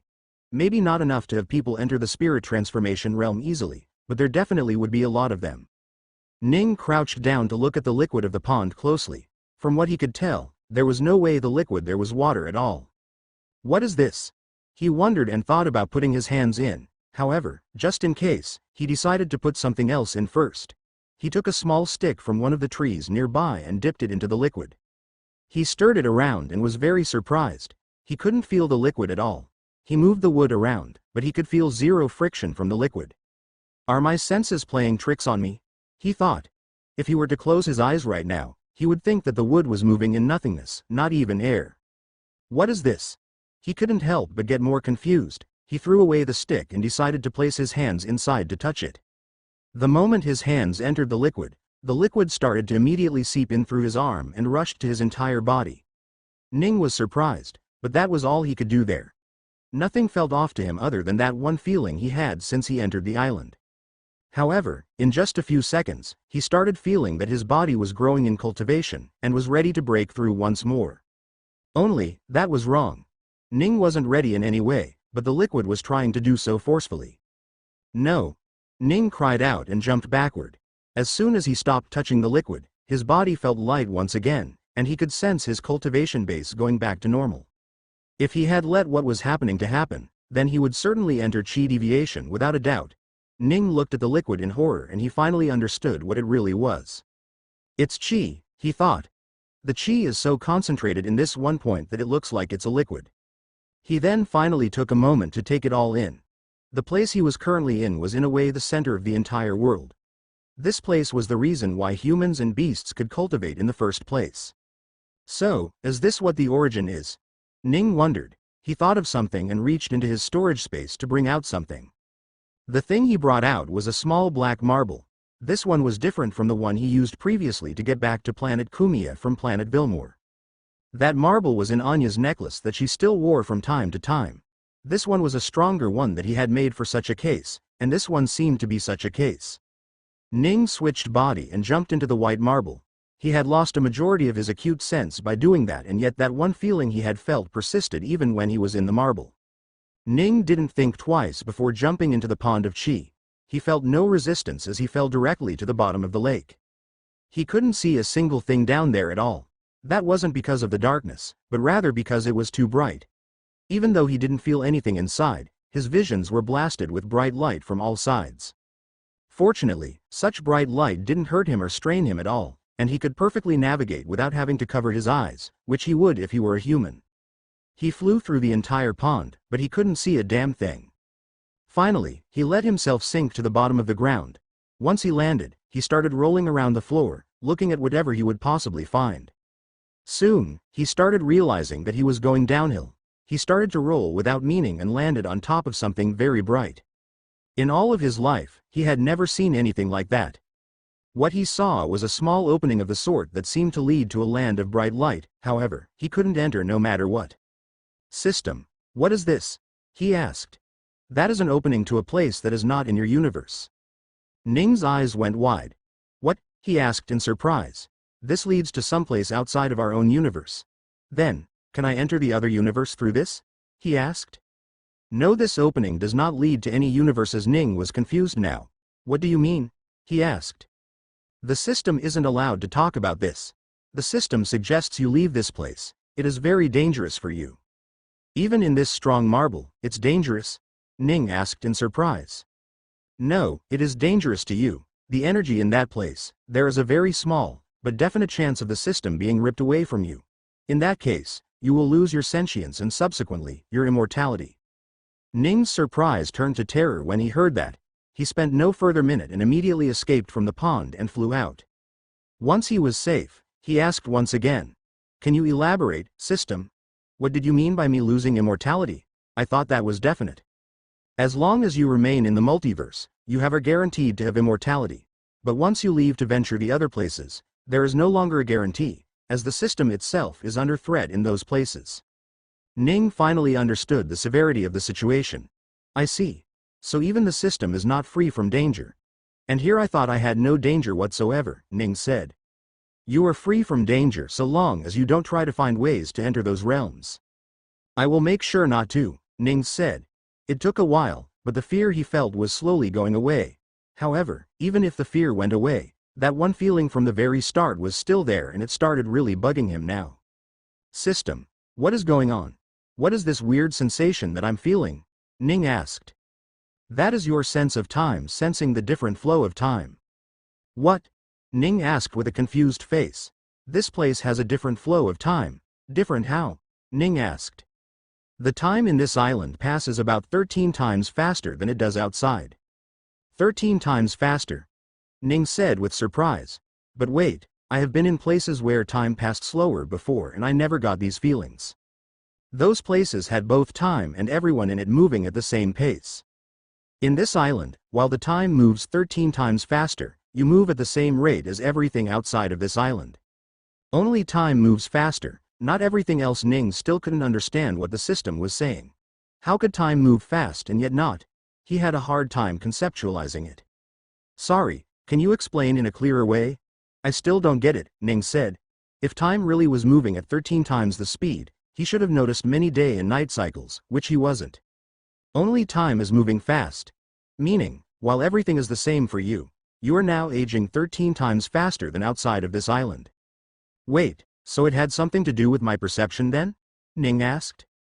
No, time itself is moving normally for everything else. They are only aging faster. I think I understand what you mean, in a sense, Ning said. So, one day in here is one day outside, but I will age by about 12 more days if I stay in here, right? Yes, sigh. I will have to warm them then. I don't want them aging faster just to negate the years they get by breaking through here, Ning said. Even I will get old here fast. Although, given how early I reached this realm, I will probably stay this way for a long time, Ning said. Time to leave then. Ning disappeared and arrived back outside of the island. The feeling of time moving was gone now, but there was another feeling now. This one felt like a sort of suffocation, as if the air was too stale to breathe in, or there just wasn't enough air around him to breathe in the first place. There was also the feeling of suppression. He realized that while his senses had improved, they hadn't necessarily gotten as good as they should have. Also, he felt like his power wasn't as strong as it should be. What's going on? Why am I this weak? Ning thought with surprise. He was getting more confused, but then a thought struck. Wait, am I getting suppressed because of the lack of chi in the area around me? Am I unable to show my full strength? He wondered. He confirmed with the system and found out that was indeed the case, because his current cultivation base was higher than what the world could handle. The beast said that the world was wounded. Maybe that has something to do with this, Ning wondered. Whatever, I will think about it later. Time to go get the folks. Ning teleported and appeared outside of the village he lived in. The small village was called Ijun. It was a weird name that Ning always found hard to pronounce. He had come here a few years ago and decided to use this as the place for his stay. The village had about 50 to 60 houses in total. It wasn't a lot by what Ning was used to, but it was considered quite a major village in this remote section of the northern continent. The people in the village looked at Ning with a weird eye. They weren't used to seeing him out of his house. Dr. Ning. Someone ran up to him and called him. A white-haired old man came in front of him while huffing very hard. Oh, thank God. When your wife said you were outside, I thought my child was done for, the old man said. Please come and check my child. He fell from the tree while playing and broke his arm, the old man said. Oh, Ning said with a bit of surprise. Let's hurry. He went to the old man's house. The house was simply a hut that looked almost the same as the ones from Clavia where Hi-Si used to live in long ago. Only, these ones were made with mud and wood. Ning healed the child as well as he could and left the place. The various people of the village greeted him and called him doctor. That was the role he had been playing for these villagers. He was the doctor that stayed in the mountain. If they were ill, they would either bring the patient there or just come to call for him. People had requested that he get a home for himself down at the village, but Ning preferred the peace and quiet that came with being the only house there. Ning walked up the mountain, walking through thick bushes and rocks, climbing the uneven path that was made there by people walking on it many times. After climbing for about 5 minutes, he came to his house. The house was average in comparison to the houses in the village. The most it had was 3 rooms, and Ning didn't even need all of those. He used a single room, and Ili used the 3rd one. As for the 3rd room, Ning had decided to use it as an emergency room for patients he would need to treat. Ili sensed him return and walked out. She was wearing a simple red robe that would stand out in no way at all. She smiled when she saw him. You're back already? I thought you said it would take a while, Ili said. The system came in handy, Ning said with a smile as well. Come tell me all about it, she said and walked back inside. Ning walked in as well. However, he didn't explain anything. Instead, he simply said, I broke through to spirit transformation realm. Ili took a moment to comprehend the knowledge that was thrust on her. Wait, what? She said as she stopped walking. She turned around with eyes so wide that they threatened to fall out of their sockets. She quickly sensed his cultivation base and realized that it had indeed changed. Even though it didn't seem very different from before, there definitely was a change. Congrats. You will get a longer life now, Ili said with a teasing voice. Ning smiled as well. What do you say? Are you ready to go? He asked. Right now? She asked. Yeah, we'll go there and you can break through too, Ning said. After you, I will go for the others and bring them there as well. Ili thought for no more than a fraction of a second and said, okay. Her worries all vanished when she thought of the opportunity to break through after so long. Ning smiled and put forth his hands. Once Ili grasped it, he disappeared. When they reappeared, they were flying on top of the ocean, with no single land in sight. Are you ready? He asked. The island is hidden inside a secret realm of sort. I will take you there and you will feel something weird. Okay, Ili said while nodding her head. I'm ready. Let's go. Ning disappeared. When they reappeared, they were both inside the folded space once again. The moment he entered, The feeling of suppression disappeared, and the feeling of moving at a different pace returned. Ely grunted. What's wrong? Ning asked with concern. Oh wait, are you also going to break through? He looked around and pointed at an island. Go there and break through. You are pretty safe here. Ely didn't say anything and simply nodded and flew down to the mountain Ning had pointed to and started breaking through. Ning stayed there for a few minutes to see if everything was okay. Once he realized that it was, he teleported out once again. This time, he went to the very modern Clavia. The houses there had now adapted to the modern way all houses looked all over the world. Ning looked around and could see people of every color here. After the improvement this village had shown, people started coming to visit here. That was especially true after Ning made the formation to this exact place connecting to the Galra Empire in the central continent. This was one of the main hubs of the northern continent now. Ning found his way to a very large mansion with a rather open courtyard. He made his way into the mansion with nobody stopping him. Most were too afraid to talk to him, and others were just too inferior to him in this society that they didn't seem fit for them to talk with him. Ning walked all the down in the mansion to the underground where Haisi was currently cultivating. Inikaka, what a surprise, Haisi said after noticing Ning walk into the place where he and a lot of the old-timers were cultivating to live just a little longer. While they didn't need that, Haisi was still very old and needed to save his time on the planet as much as he could. Hey Haisi, Ning said. This was his first disciple, and more importantly, a friend he made in this world. Is this a random visit, Inikaka? He asked. Ning smiled and shook his head. I've come here to take you someplace elsewhere. A place where you can get stronger than you are now, and live longer than you are now, he said. Hiesi's eyes darted around, trying to make sense of Ning's words. You found the origin? He asked with surprise. Yes, Ning said. Oh, that is wonderful, Haisi said. Are the rumors true? Is it really is? Wait, your aura feels different. Did you break through already? Ning's smile got wider and he nodded. Whoa, Inikaka, this is a cause for a celebration. I will have the town set a festival for your breakthrough, Haisi said. Haha, you don't have to do anything like that for me, Ning said. However, for you, the choice is entirely up to you. You mean? Hiesi's eyes shined with hope. Let's go. You have a breakthrough to complete. Ning arrived at Woodlight Mountain and took Anya back with him. The girl was very excited to reach the spirit transformation realm. Did you already do it, Master? She asked. Yes, I broke through a day ago, Ning said. I've already taken Ely and Haisi there. You are the only one I will take for now. Oh, why is that? Anya asked. The environment in that place is full of chi, and that's what allows people to break through so easily. However, if I bring way too many people, I don't know if there will be any problem there. There probably won't be any, but I'm still trying to take it slow, Ning said.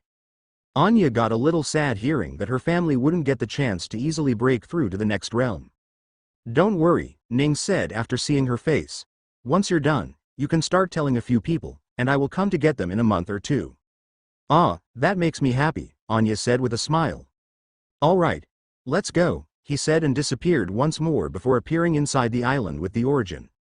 As soon as they were inside, Anya could immediately feel her body trying to break through without her control.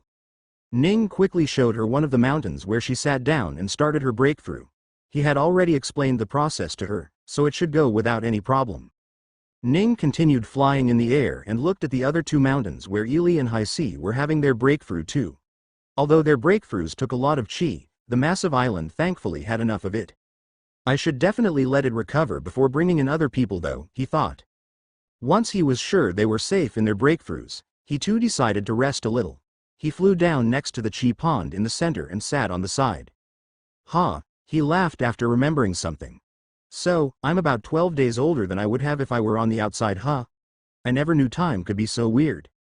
He sat there for a few hours, waiting for them to get close to breaking through. The air in the island shifting, a massive aura was released from somewhere to his front. Oh, Ely is halfway done, he thought. It should be a few more hours now. I guess I will just have to wait a bit more. And so he waited for another hour. He was a bit bored by now, but still, he waited. Just then, something happened that he was not prepared to hear. The system gave him a notification. You haven't reached the cap of energy absorption for the last 3 days. Ning was for sure confused when he read it for the first time.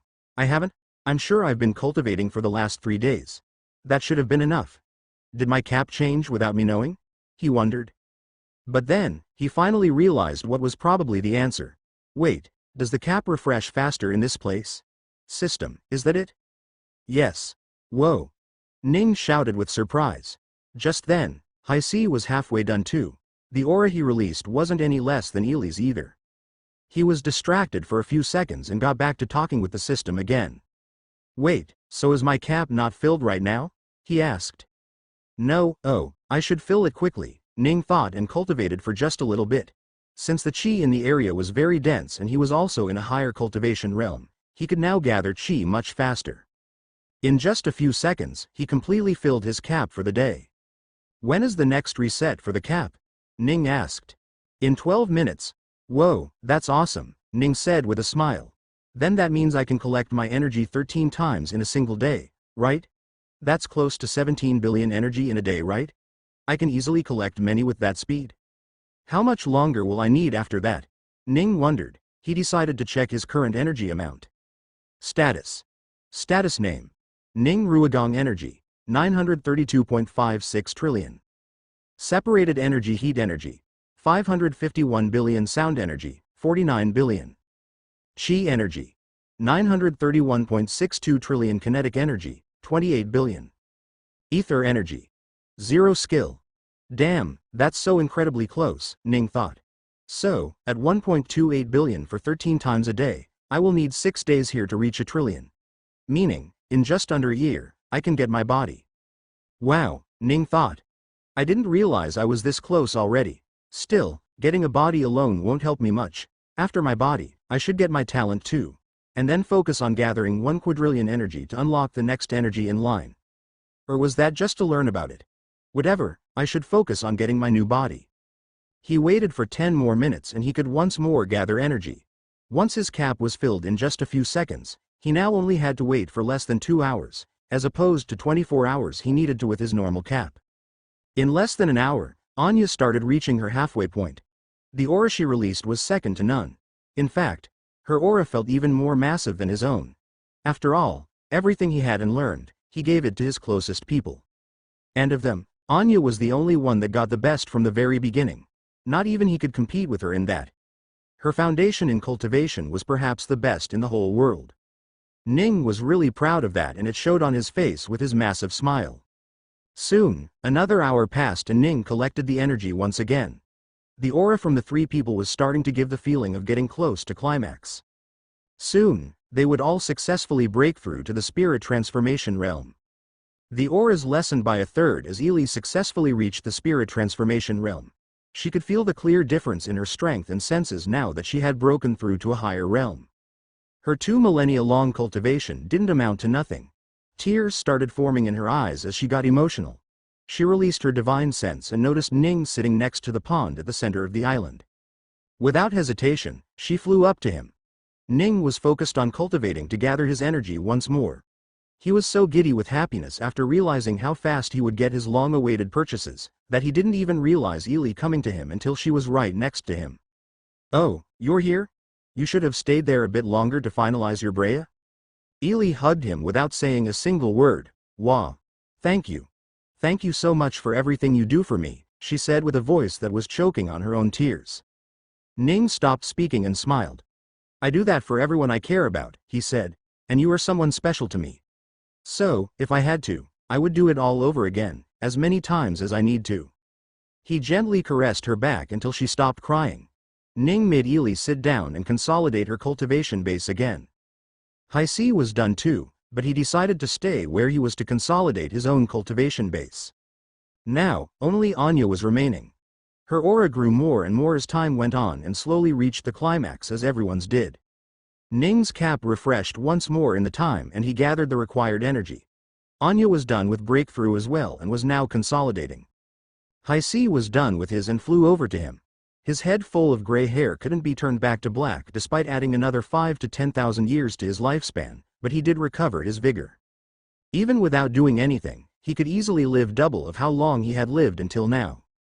Inikaka, I can't believe it. I really broke through. I do not know how I could ever do anything that would make it up to you, Hi-C said. You know you never have to. I never want anything back from you, Ning said. I know, but I want to do something, anything to help you out. I have all this power and strength, and yet I still get help from you. I want to return the favor too, Inikaka. Please tell me if there is something I can do. I don't know if I will be able to, but I will gladly do it, Haisi said. It's the sentiment that matters. Thank you, Ning said. Haisi tried to come up with something to say, but Ning had completely shut down his argument. If you say so, he said with a dejected face. He really wanted to help Ning, but there was nothing he could do, that Ning couldn't do himself. Wait, what about those beasts, Inikaka? Can't I help you out with them? I can go gather them for you while you enjoy your daily life, Haisi said. I've got that covered, don't worry about that, Ning said. Besides, you couldn't find them without the technique that I was gifted. I know you're trying to help me, but I really don't want anything in return, Haisi. Just go live your life without the worry of paying me back, Ning said. Haisi heard, but he wasn't sure if he could do that. If it was only him who got the help from Ning, he would be okay with Ning not wanting anything back, but with all of his people getting help from him for over 2 millennia. A sense of guilt was budding inside Haisi the entire time that he couldn't get rid of. Ning on the other hand couldn't understand that guilt. He never really had anyone help him like the way he helped others.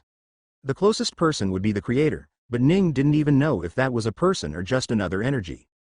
Haisi did help remind him of something, however. I should probably go find some more of those beasts. It has been a while since I did that, Ning thought. Anya was done consolidating her cultivation base and she returned too. Master, she said with a childlike smile on her face. Master, this is so good. I feel so strong. Do you guys feel it too? She asked. They all nodded. It's been so long since I broke through that I nearly forgot how to do it, she said.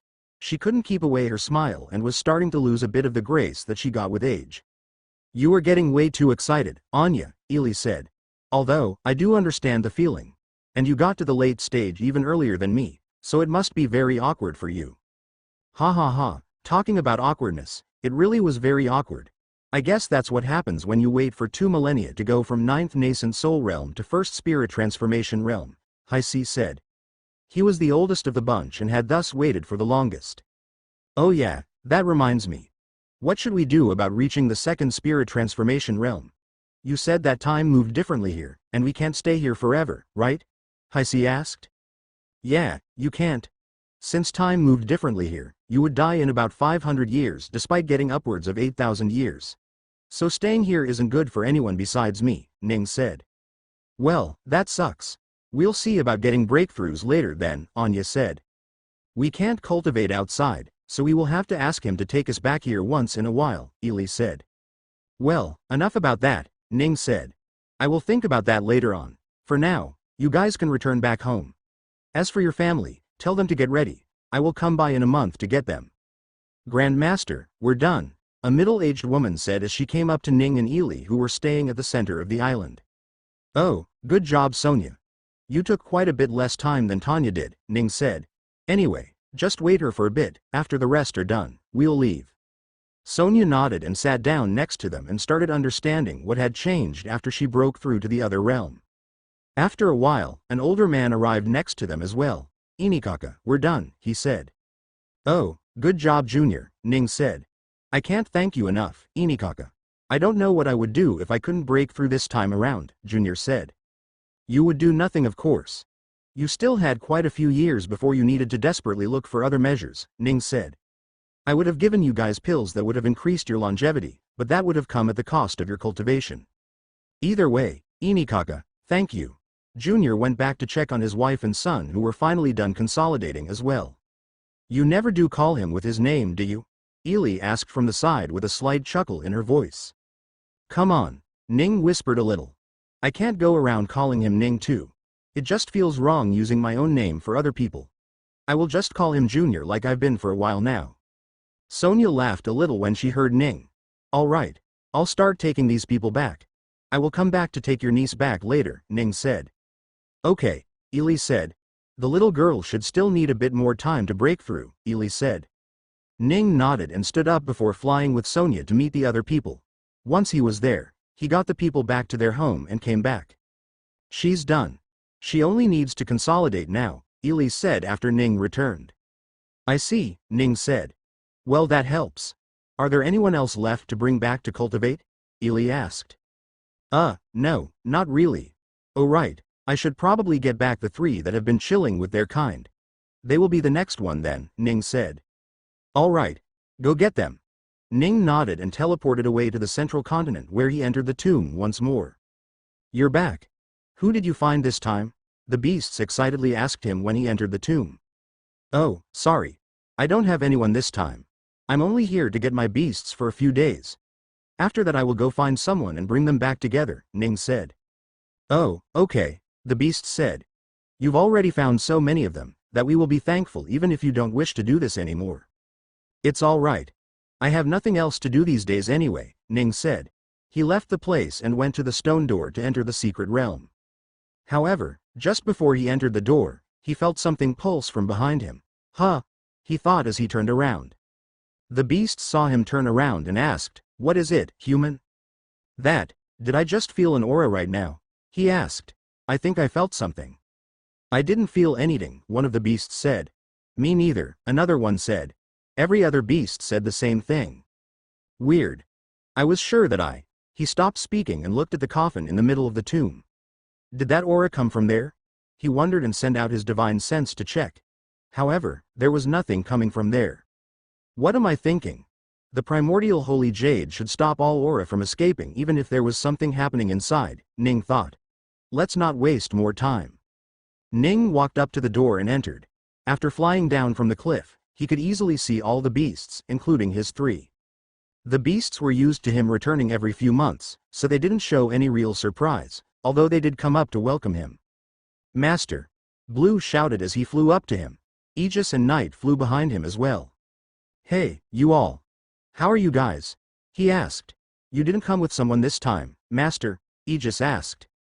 No, I'm here for something else this time, Ning said. I'm here to get your guys actually. Oh, you're taking us? Blue said with a weird tone. He wasn't sure if he should be happy or sad that he was going to have to leave this place. Why?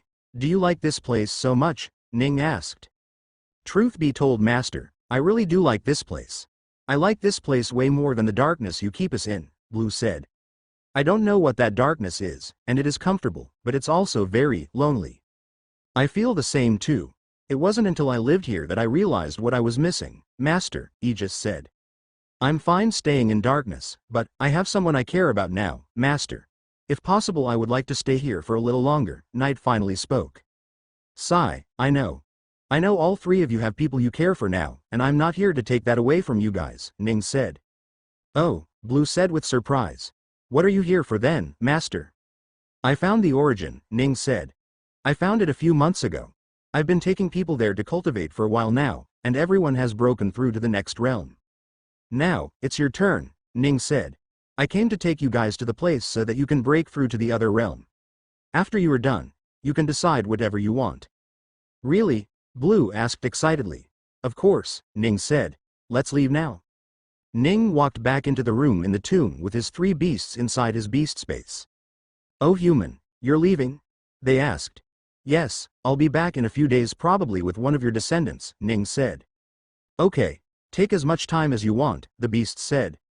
Ning nodded and walked away to leave, but just then, he felt another pulse of an aura coming from behind him.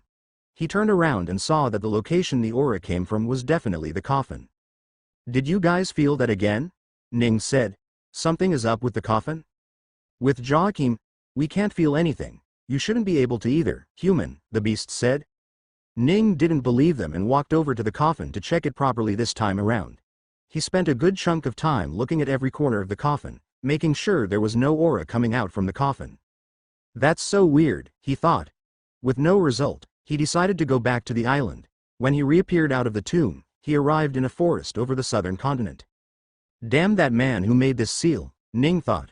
Why the hell did he put a teleportation formation in it anyway? He then teleported back to the origin. Ely was with her niece next to the pond. They were both a bit far away from the pond in fear of what would happen to them if they accidentally touched it. Ning had made sure everyone learned about that. Go say hi, Ning said and led his 3 beasts out. However, the moment they were out, they could immediately feel the need to break through. Master, I can't hold it. I need to break through, Blue said. Oh right, go on. Go down to the mountains and freely break through, Ning said. You can talk with her later. All three of them flew down to one of the mountain peaks and started breaking through. It would just be a day at most before they were done with their breakthrough. I am getting closer to my breakthrough too, he thought. It had been half a year since he had found the origin and had been staying inside collecting as much energy as he could. At the same time, his cultivation was also progressing at a terrifyingly fast speed. In the first 2 months, he wasn't sure if staying on the island was a good idea or not, but afterward, he threw caution to the wind and started staying there as much as he wanted. As such, by now his cultivation base was getting close to the next realm, and he could break through if he wanted. Well, it's not like I have much use for this body anyway, so why not? Ning thought and went over to Ely. He quickly took Ely's niece back to the central continent and returned back. I'm going to break through too, he said, and started his breakthrough near the pond as well. So fast? Ely asked in surprise.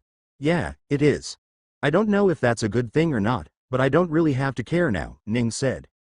Ely understood what he meant and let him break through. Since it was not a breakthrough to a major realm, it only took him an hour at most to break through. Once he was done, he was now in the second spirit transformation realm. I don't feel anything bad, so maybe I'm okay, Ning thought. If it's fine, then it's fine. No need to worry, Ely said. Yeah, Ning said as he moved around a little. The beasts were still in the early phase of their breakthrough and they still needed a lot of time to finish their breakthrough. I think it's time, Ning said. Are you sure? Ely asked. You said you paused it, right? Yeah, but it's time now.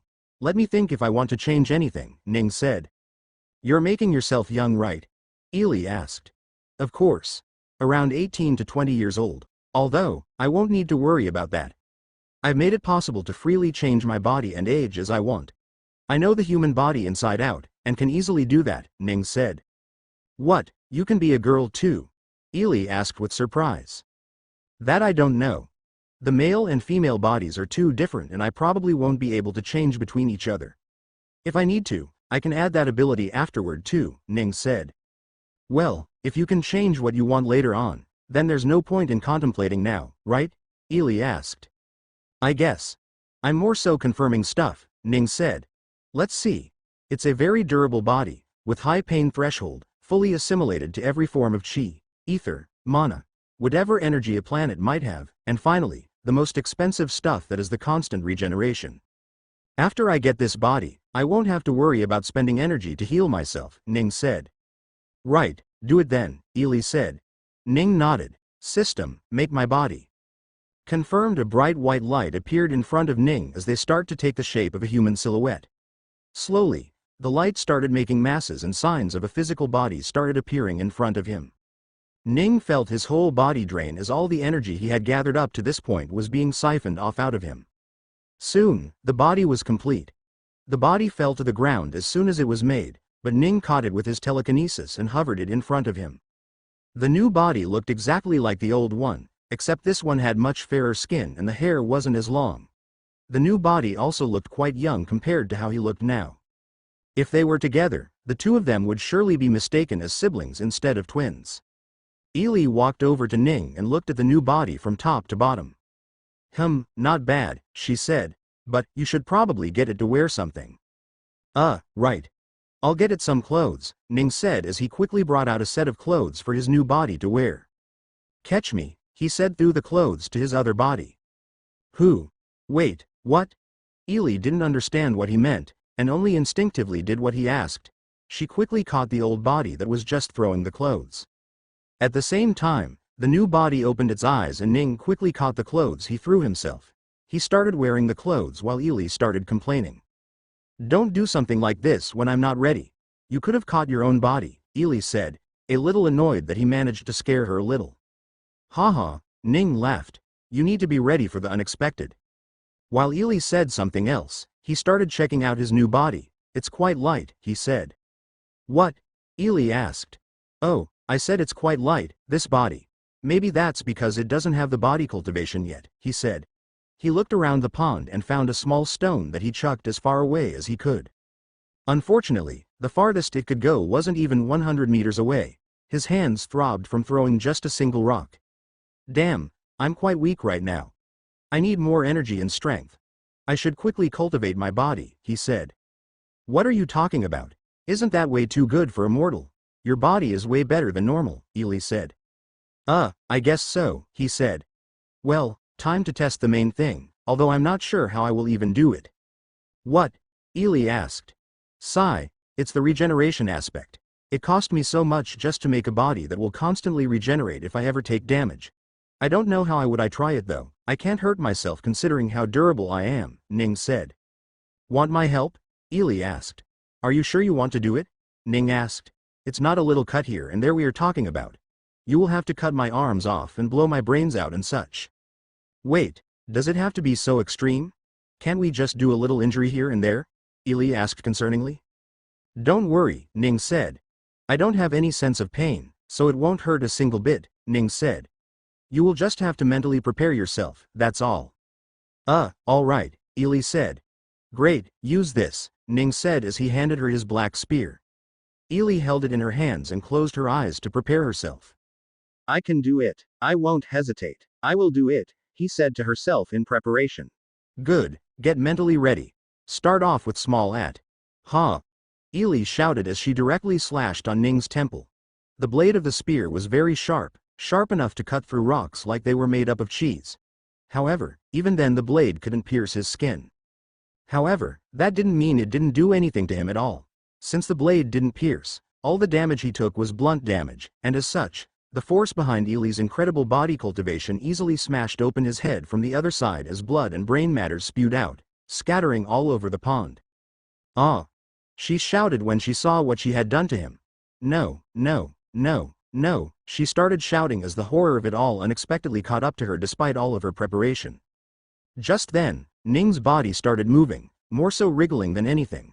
The blood and brain matters that were scattered started moving back towards the open skull. They all entered the head and the bones that were shattered as well pieced back together. Soon, what was a fully dead body just a few seconds before now looked like a peacefully sleeping body. That was unexpected, Ning said as he slowly opened his eyes and stood up.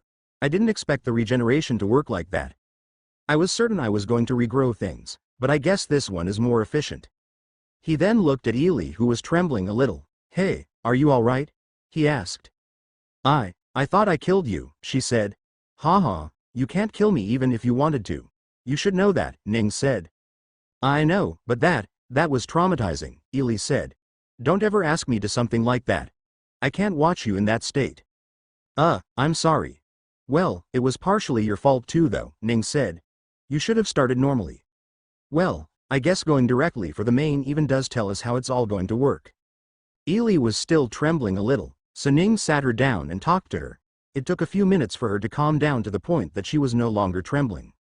That was about the same amount of time it took Ning to realize that he had left his other body without any care.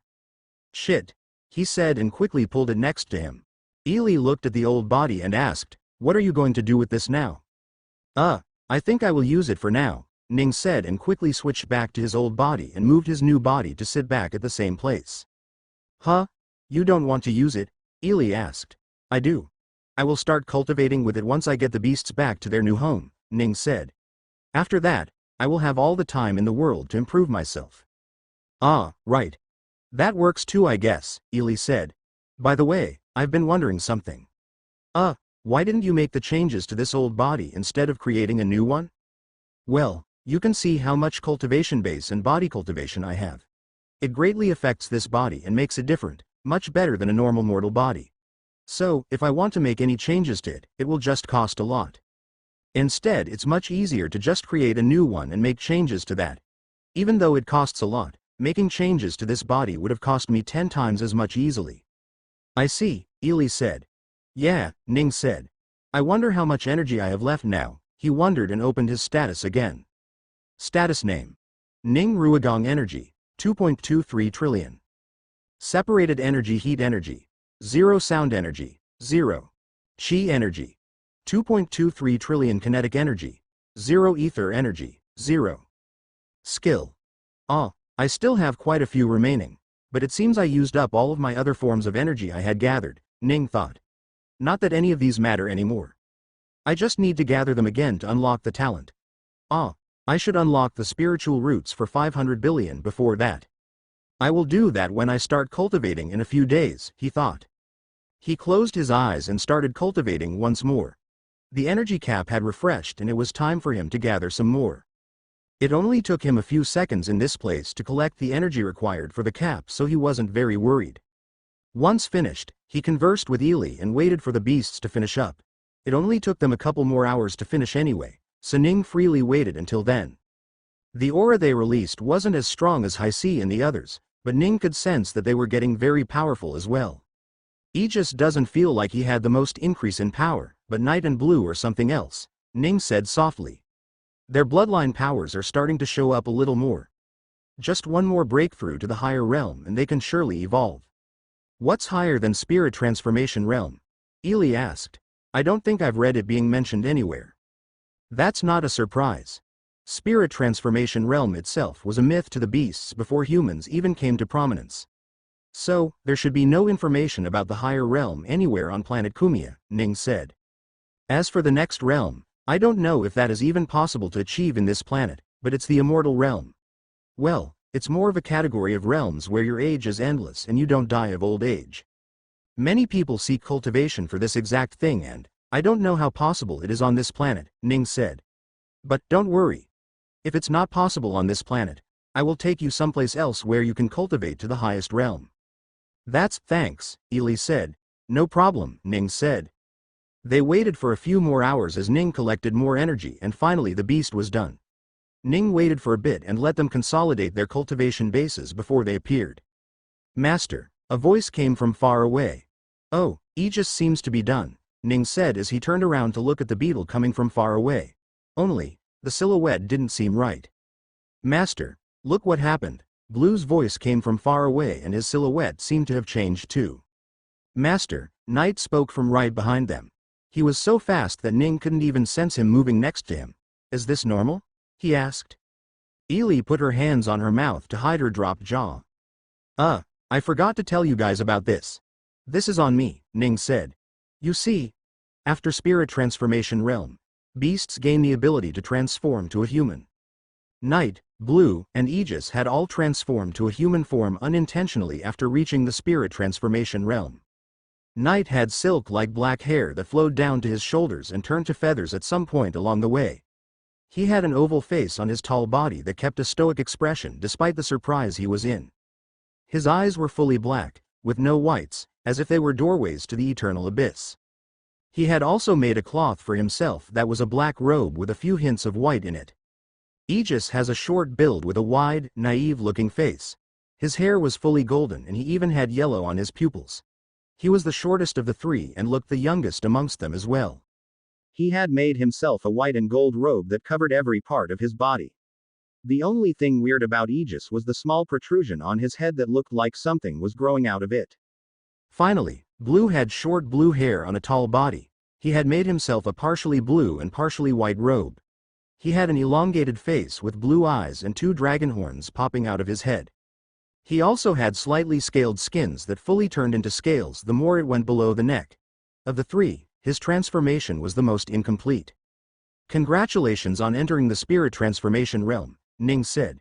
You seem to have unintentionally transformed to a human. That happens. You can just turn back to your usual self if you want to. Or, you can even turn fully human if that is what you want. It's better if you don't stay like this. Half and a half probably won't help you anywhere, Ning said. Master, is this what it feels to be you? Blue asked as he started touching his face and body with his hands and fingers. I've never touched my face before. I can't believe I'm doing it right now. Oh wow, these muscles are so soft, Aegis said as he pinched his own cheeks. Ouch, it even hurts a bit. How do you live like this, Master? Everything feels so fragile. Night started to check his own body too. My balance is weird, he said. I'm used to having something behind me that helps balance my body that usually in the front. But, this is so different, I have no weight in front of me or behind me. Can I even walk in this? Night tried walking and had to take baby steps as he wasn't using how else he could balance a human body. Blue and Aegis did the same. They had flown all the way here, so they didn't realize that a new body could feel so different when moving around. Master, look, I can touch my toes, Blue said from the side as he bent down to touch his legs. Aegis was hitting himself from the front and the back, trying to figure out if he was still as strong in this current form or if he needed to transform back if he needed to. Ning and Ely just stood there, smiling, letting them get accustomed to their new body. They were like little kids who had gotten a new toy to play with. After a while, Ning said, "Try transforming back. You won't always have the luxury of being in the human form." "Oh, why not?" Blue asked. "The place outside is lacking in chi, so I do not know if you can keep the human body or not. My understanding of cultivation says you can, but it's still very lacking, so anything can happen," Ning said. "Okay," Aegis said and tried turning back to his beast form. Night and Blue nodded as well and tried to turn back as well. "Are they strong in the human form?" Ely asked. "I don't think so. They can show maybe 60 to 80% of their original strength in their human form," Ning said. "It's mostly because some of their techniques and skills can only be used in beast form, otherwise, physically it should be the same." "Then why did they even gain the ability to transform if they can't use all of their skill?" Ely asked.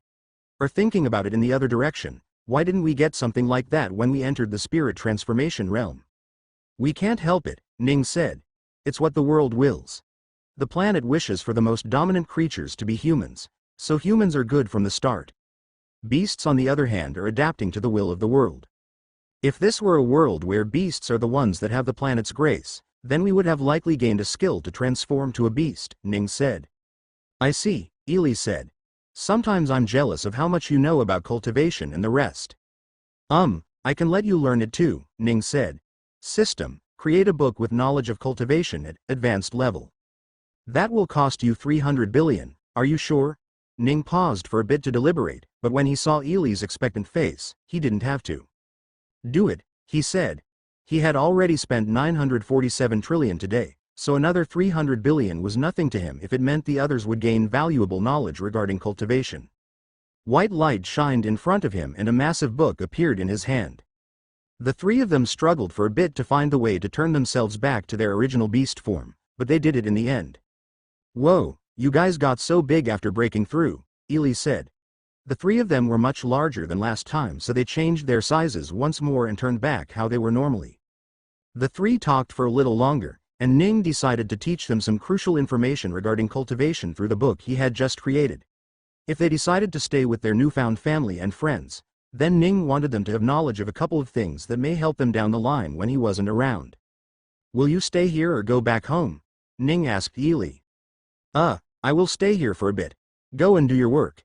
It shouldn't take that long, right?" Ely asked. "No, maybe a day at most," Ning said.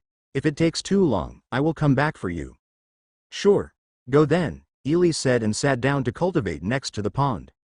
Ning nodded and looked at the three beasts that were standing around, eager to leave. "All right. Let's go get one of your friends." Night had turned into a small eagle that perched on his shoulder. Aegis turned into a small beetle that clung onto his robe like a badge of a chest.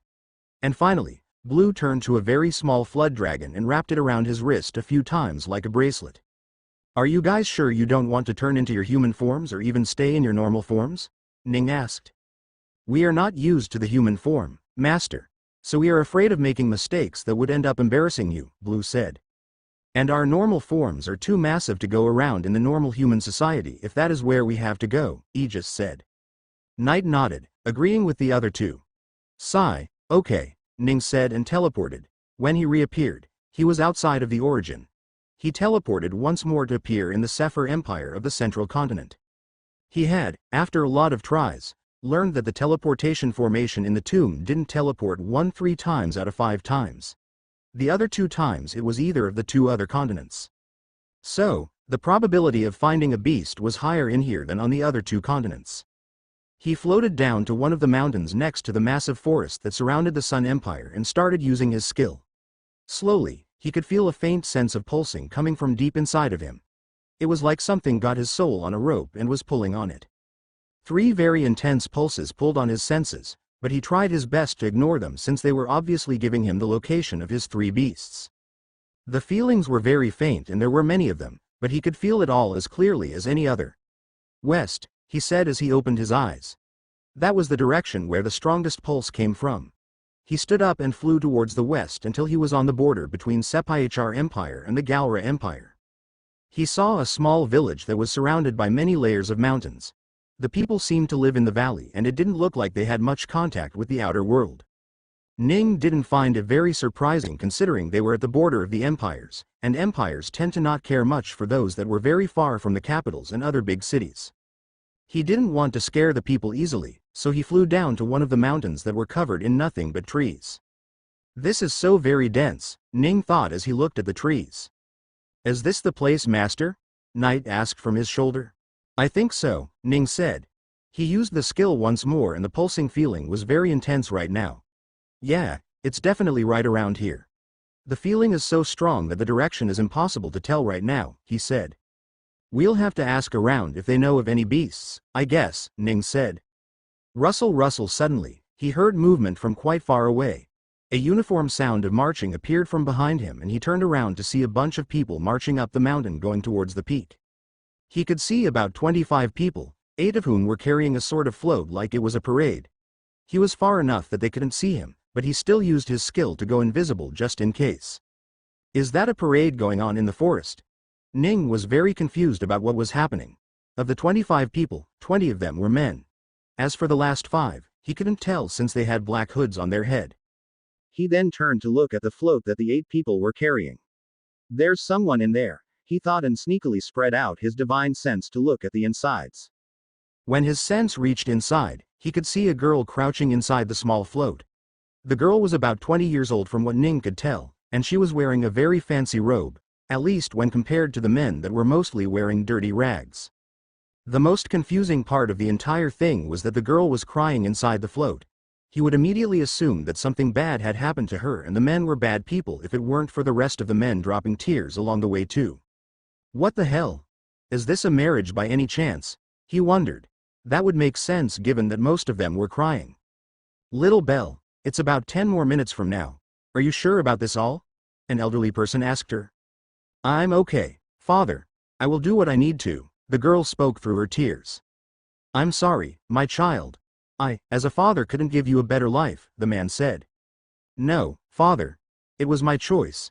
I decided to do this for you all. I don't regret it one bit, the girl said. Ning looked at the whole thing and could see that nothing wrong was going on, but he still felt uncomfortable seeing all of this. Where exactly are they going up the mountain? What's up there after a 10 minutes walk? Ning wondered and sent out his divine sense to see that there was a cave that was carved into the mountain. Oh, does someone live there? He wondered. He decided to stop his search for the beast for a few minutes to see what was going on here.